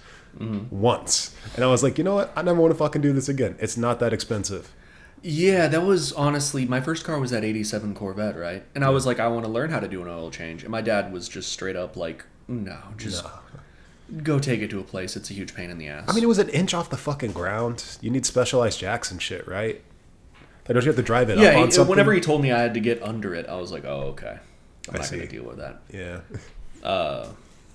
But obviously with the motorcycle, also because you have to do a motor change or oil change like every 2,000 miles or some shit. So I'd like to learn how to do that myself. Speaking of that though, I was over in Round Top for a wedding last weekend. How was that? I passed by. It was good. It was a really good wedding. Honestly, it made me cry, man. It was beautiful, all of it. I mean, we're talking about a guy who, went from super into anarchy shit and militant groups and drugs, and he's the guy who introduced me to putting Don Julio in the Cayman Jack, and that's called party mode.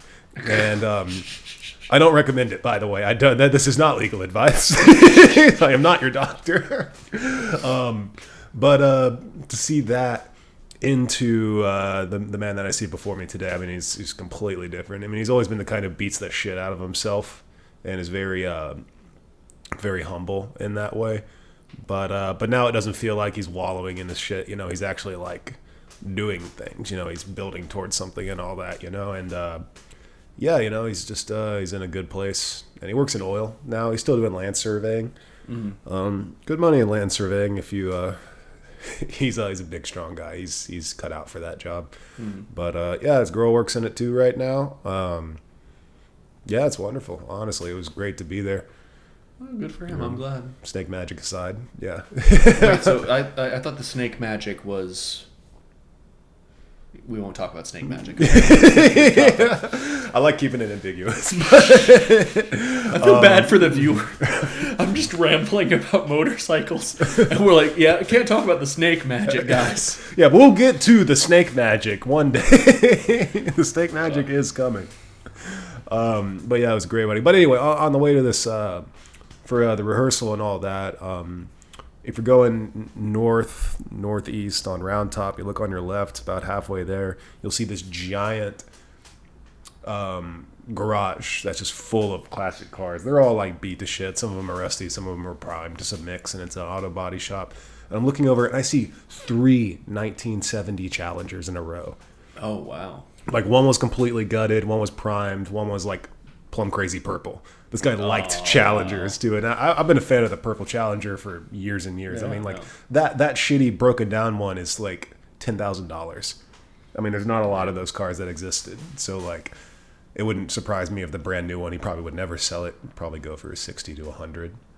No, I think closer to 100 than 60. Yeah, no, that's something. Yeah, it's wow. It was, but yeah, there was tons of cars. There was Eldorados, there was Lincolns, there was Coupe de Villes. I'm a big fan of the Coupe de Ville.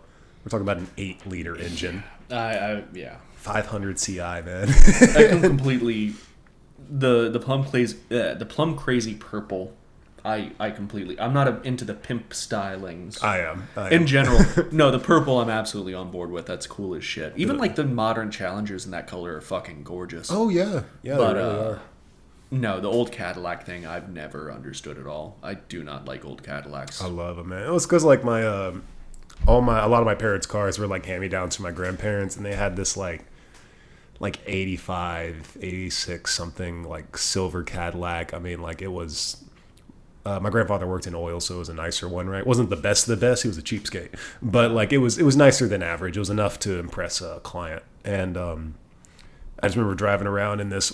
Today would be considered a pitmobile, but yeah, but back then, it was just a weird car that smelled like old cigarettes to me, But oh my god, I loved that fucking car, man. It was so cool, man. The only thing I hated about it was the leather. I hate leather. Really? Yeah, leather sucks, man. And I had a vinyl car for a while too, and that was awful. Well, yeah, vinyl is awful. Suede. Fucking leather interior sounds great. Suede or felt, that's what I want, man. Give me like a burgundy, maybe like maybe even a maroon. No, the reason I'm obsessed with this motorcycle, I love metal and leather. And I don't know if the seat is actually real leather, but the whole thing is just metal. It's just beautiful. When you started talking about a bike a couple of days I just cannot wait to drive, ride, whatever, something that's just fun. I still enjoy riding my Kia around, but that's a testament to how much I enjoy driving itself. I'd love something with a fucking manual transmission again. I miss that. Do you remember my Nissan Versa? It's just who could forget? Who could? What an identifiable, iconic vehicle. It was just a fucking. It was a 4-door silver Nissan sedan, but it had a manual transmission, and it's wild how much more fun that makes it. And I'm not like tearing around. It's just you. I hate that. Anytime you feel talk like about a machine. manual transmission, you feel like such a dick. Talking about a manual transmission. I get it. But you fundamentally feel like you're actually driving, and it's just different. No, yeah, I've heard all the cringe comments because I drove one for years and years, and 2 different ones, and I love manual transmissions. I hate old ones because they feel like to all your old school manual drivers out there, it feels like anything made before like 1995. It feels like you can't tell whenever you're slipping into certain gears, so you really just kind of hope and guess sometimes. But it could have been just the quality of the vehicles I was in, because when I got the 2014 Z, it night and day. It was like a glove, man. I recommend that car to anyone who has the money for it. They get cheaper every year because they're making new models and all that, and they're not the most they're not the nicest cars in the world. They don't have a good reputation. They don't, but I love them. I mean, I got rid of mine because of what was it? It was a transmission problem, and I thought it was me. I thought I was like, misusing my clutch or something like that. But no, it just had like an inner transmission issue that would require a total swap, right? And how many miles did you have? And you weren't driving it wrong or anything? No, I wasn't. It was I probably had 130 on it. Oh, okay. Yeah, because I just never imagined you got that above 60 or. Yeah. Well, okay, 130. Yeah. I got it at 17,000 miles, which sounds good, but it had a bunch of extra crap all over it, right? Which knocked down the price incredibly low. Which is the only reason I got access to that car in the first place. Yeah, people don't like buying used. That's like. I think most people don't operate under this delusion anymore. But like, I think it's like a typical 19-year-old guy thing. Like, I'm gonna put a supercharger on this car. And it'll raise the value. If you think about it, I'm not spending money. Like, that thing will knock $2,000 off the fucking value. Yeah. It's like, oh, you know what would make this car a much better purchase, I think, is if a 19-year-old that doesn't know what he's doing was fucking with it. If only. Whenever I was looking for like my first car and stuff like that, there were so many Subarus like it that were like, it ran like a week ago. Yeah. But I'm pretty sure it'll start up this time, Listen, so if it's a sunny day, it's not really going to start. It just likes cloudy days for some reason. Like, I don't. There's a woman that lives in the woods. You need to go sacrifice a snake. But if you do that, it'll run for that week.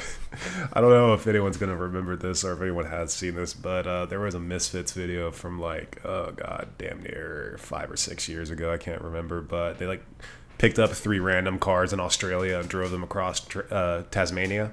Super cool video. It completely didn't work in the end. They had it all ride in a limo that like gave them like gas poisoning toward the end. Great video. Oh my God. But I just remember seeing all like they went through the process of them buying the cars and meeting the people, and there was this one sketchy like Subaru-esque kind of car. It was like one of those like Japanese racer type of cars apparently or something. I'm not into the culture.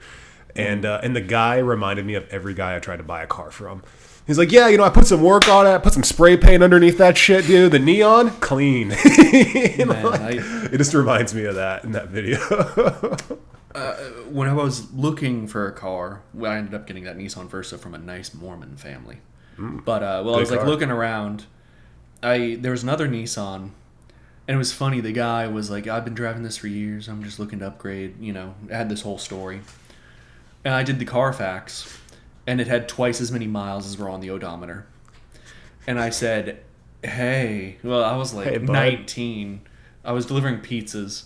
I was like, hey. But like I showed him that, and he was like, oh, man. And he bought it at an auction. It had a salvage title. Oh. And he said he had no idea. I'm sure he didn't. But I wonder who he hit with that. I remember I went back. This was one of the 2 things that made me realize I needed to join the Air Force. It was the pizza delivery people that I was working with. And they were all, like, nice enough. One of the guys, like, I told that story to a guy I worked with. And he was like, oh, man, I used to make money doing that, rolling back the odometers on cars. And he thought it was so funny. And it's like, yeah, hilarious. Yeah, because who's buying those cars are people that are fucking desperate and poor. Yeah, exactly. Oh, I fucked over the single mom so bad, you wouldn't believe it, bro. Haha. We all universally agree it's cool to rip off rich people, but like it shouldn't be cool to rip off broke dudes. It's like I'm sure you remember being a kid, and like people would say like, oh yeah, I'm so cool because I was hitting licks, and breaking into cars, and it's like you're just doing stupid, desperate shit that'll get you arrested, and not only you're not cool, you're a fucking idiot.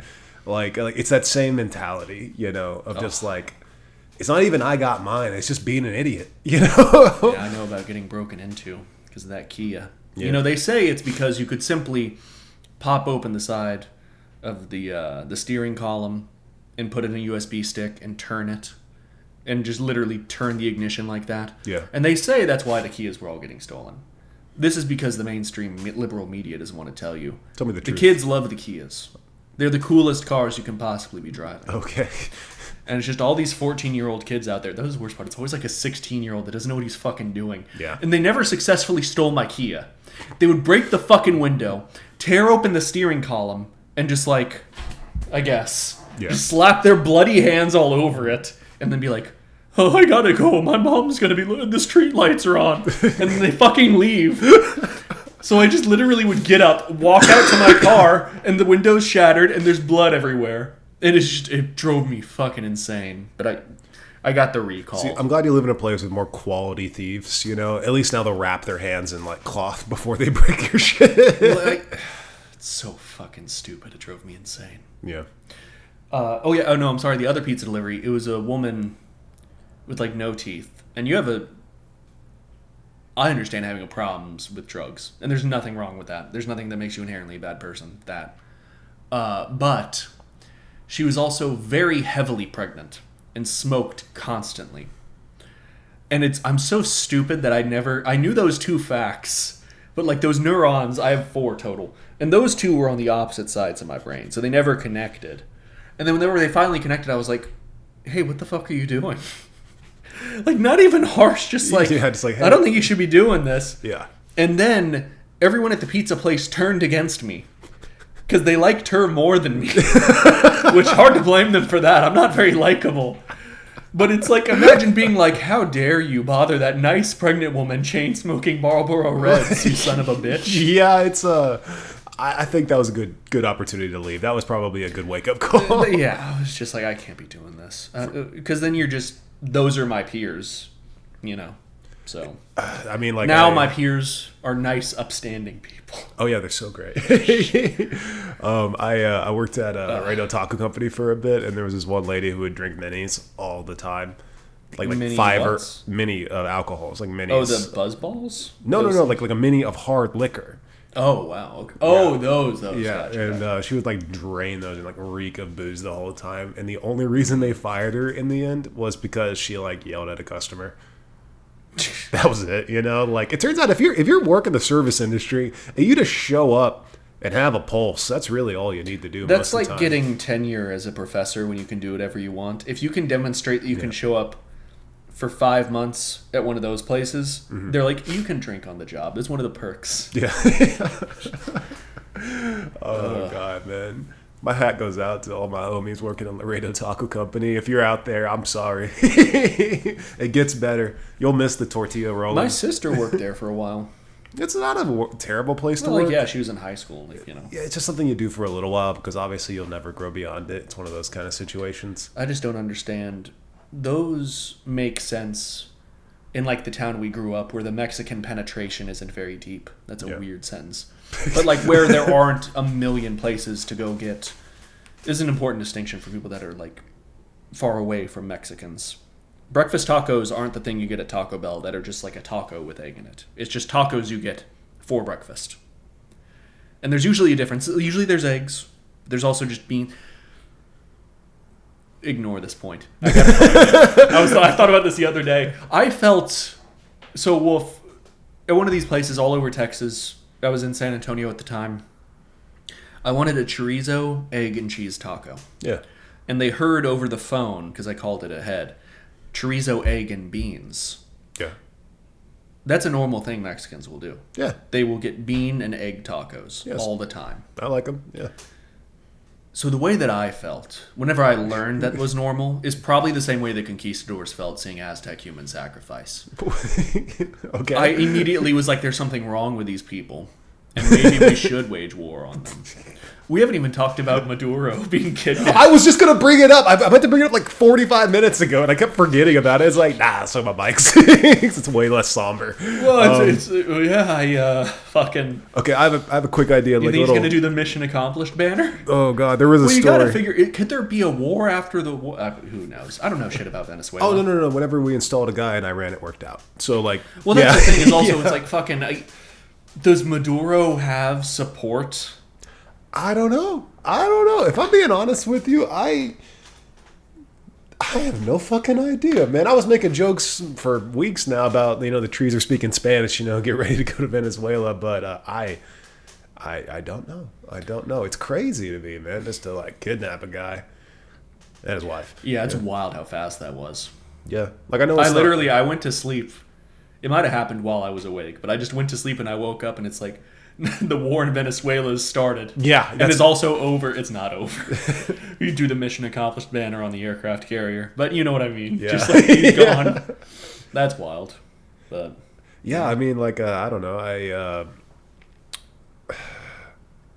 I mean, as long as they don't do some crazy authoritarian shit, I don't think the population will revolt nearly as hard as people assume that they will. Because as you're completely aware, people change whenever they have to, not when they want to.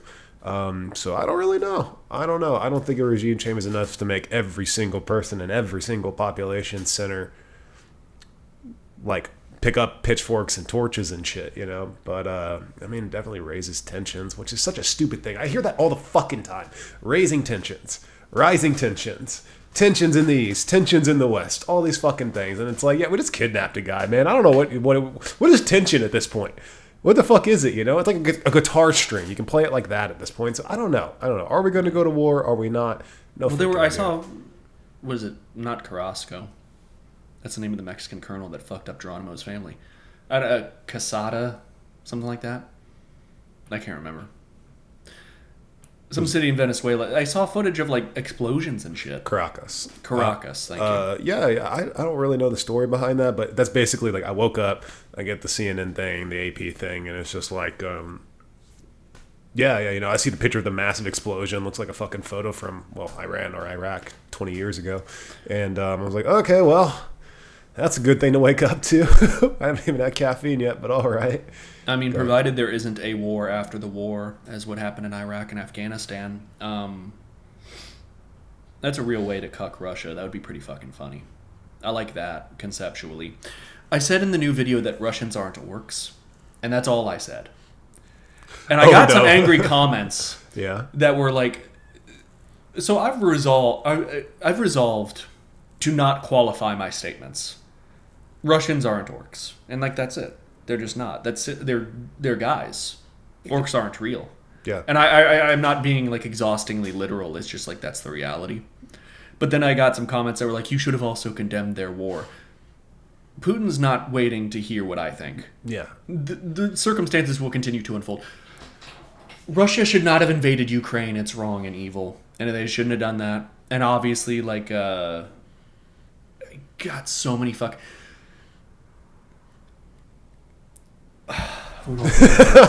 so fucking Wolf can see me just getting angry. He does this thing where he like leans forward to say something, but he's like, God, yeah, man. So, well, no, it's fucking. It's crazy to be like. Let's just say this right now to make it very fucking obvious. You know, it's sort of a complicated thing. You don't have to be pro-war, period, in this situation. You can just be anti-conflict in general. Well, that's always the problem whenever you say that you're anti-war, period. It's the typical argument against pacifism. What mostly bothers me is that I said in that video, I thought what I was going to get shit about was when I said, like, Tolkien himself was like, Germans aren't orcs and Japanese aren't orcs. Yeah. There's no nation that holds a monopoly on evil. Like, that's just not the way that evil works. Yeah. So I said that the Nazis weren't orcs. And then I said that the Japanese, Imperial Japan wasn't orcs. And I thought that was going to get the pushback. Because no matter what Russia has done, they have not done the rape of Nanking. Yeah. And that's what I thought was going to happen. Instead, they were like, no. Instead, they were upset. Do you think they're worse than do you think the modern Russian army is worse than the fucking Imperial Japanese army? They're just throwing their opinions on you. That's all they're doing, man. There's fucking no value to it whatsoever. It wasn't a big pushback. I haven't seen a single comment where they're like the Nazis were actual orcs, which I find a far more defensible position, even if still orcs aren't real. The reason that we like the orcs being real is because then you can't be an orc because you're a guy. That's silly. Because then fundamentally, if this nationality are all orcs, then you were always in the right no matter what. Someone posted a great quote from Aldous Huxley. I don't know if you've stumbled across it. Essentially, I'm always dancing around it. The most divine moral pleasure is to wage war against indisputable evil. Like, it's just the greatest feeling on earth. Yeah. Just absolutely glassing. I had this bit in the video where I talked about... my perspective is always going to be informed by growing up during the War on Terror. Like, literally hearing family members saying, why don't we nuke the Middle East? And that being treated as a very sage thing to say. Like, yeah. They get a little round of applause. Yeah. Hell yeah. Yeah. Yeah. This guy gets it. Uncle Jerry's fucking nailed it. fucking pussy ass George W. Bush. He won't do what needs to be done. Yeah. But like that's genuinely, and that was sort of what I was thinking about. Is like, if you were to give nuclear weapons to like most people, what would they actually be like? Well, there's this whole country that I just don't think should exist. Like, would people given the power to? Because that's the thing about Tom Bomb. Like, if you tried to give me nukes, I'd be like, please don't do that. You know what I'm mean? Like well, no, that's more of a Gandalf perspective where he's like, keep that fucking ring. I don't want it. Mm-hmm. I'm gonna be tempted by great evil. But it's, I don't know.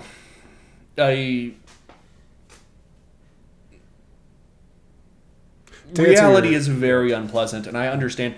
So this is actually another thing that Orc was originally... I criticized Redditors very intentionally, because I think it's probably the most disgusting and indefensible position to be a Westerner watching the combat footage and like doing... That's like, why? If you're a Ukrainian and you were compelled to now... You're a rat in the trap of history, and now you have to deal with this shit. Yeah. Then I understand the needing to dehumanize so you can sleep at night. It's not pleasant, but then it's like, I understand. And I don't want to criticize that because it's fundamentally privileged to be like, why can't you... Like, what are they going to do? You're fighting for your life, and you don't want to be doing that. And now you have to live with this shit. Like, you understand what I'm trying to say here. Mm-hmm. It's incredibly privileged for me to be... It's the same way that, like, I get mad at academics whenever they're like, the poor Apache. Like... saying the Apache aren't rolling over the hill and depopulating your village. You know what I mean? Depopulating, what a nice way to put it. That is a political way to say that. But it's a very comforting thing to just, you know... I criticized Redditors for a very particular reason, because I think it's probably the most disgusting and abhorrent shit on Earth to be the cheering on the sidelines for wars on the other... it's fucking gross. Yeah. There's really no way I can... They're the orcs. There's something wrong with their skulls. I don't know why. I showed like screenshots from Redditors doing the orc thing, and they're literally like they're sharing like drone footage of like their terrified final moments. It's like fucking gross, man. I don't know how you can watch that. Bunch of weirdos out there for it. But yeah, if you're a Westerner and you're using the orc terminology, I didn't go that hard on you. I'm still not going to go hard on you. Orcs aren't real, and there's really just they're not. So if you're a Ukrainian, Ukrainians don't watch my videos. I think they're busy. Well, it's just but I'm not judging on that account because it's, you know, like look at a old propaganda post. To what extent do we need to be Don Quixote to live with this shit? Does that make sense? I don't know. Well, it's about an hour 30. We need to wrap up. But lying within this exact subject matter, I highly recommend everyone gives a listen to Vicarious by Tool. It slowly touches on this topic. Slowly is a joke. It's very quickly hits you in the face with it. But I highly recommend that whole album. But yeah, that song's about this. You know, it was born out of the era of the War on Terror and how media kind of influenced people back and forth. But I would say give that a listen. I would do that. Yeah. And I would also like to say, never listen to Tool. It'll make you the most annoying guy. To be one of those fucking guys that listen to Tool. Don't do that. You should listen to Pucifer. Ugh. Too much, dude. What's wrong with Pucifer? I don't know. I like the one song, even if it's from the Transformers. It's a little too Steely Dan for my taste, and I like Steely Dan, but it's a little too jazzy and weird. I don't know. You know what I mean? Listen to the one song. I'm just shit posting here. I'm a thrash lover at the end of the day, so that's all. Yeah, if you're a motorcycle YouTuber, you need to start using slurs. I think that's also. It's just bizarre. Yeah. That there's no shit posting YouTube. I'm telling you, there is. Yeah, I'm recommend looking. it. I'm not finding any. Yeah, comment it. I went as far as to once I went to Reddit, and in between all the guys masturbating to combat footage of young men dying, I found like a thread. It's like, who's your favorite motorcycle YouTubers? And that's why I found that Fortnite guy. Who's really cool, but he's not doing what I'm looking for. Yeah. I want to see people do stupid bullshit. Maybe it's because YouTube does not want you doing stupid bullshit. That might be why, yeah. I don't know. Because it is fun. You put eggnog in a car engine. It's funny. You put eggnog in a motorcycle and you try to ride it, you might just die. I don't know. Thanks for stopping by, guys. Thanks for stopping by. See you later. Adios.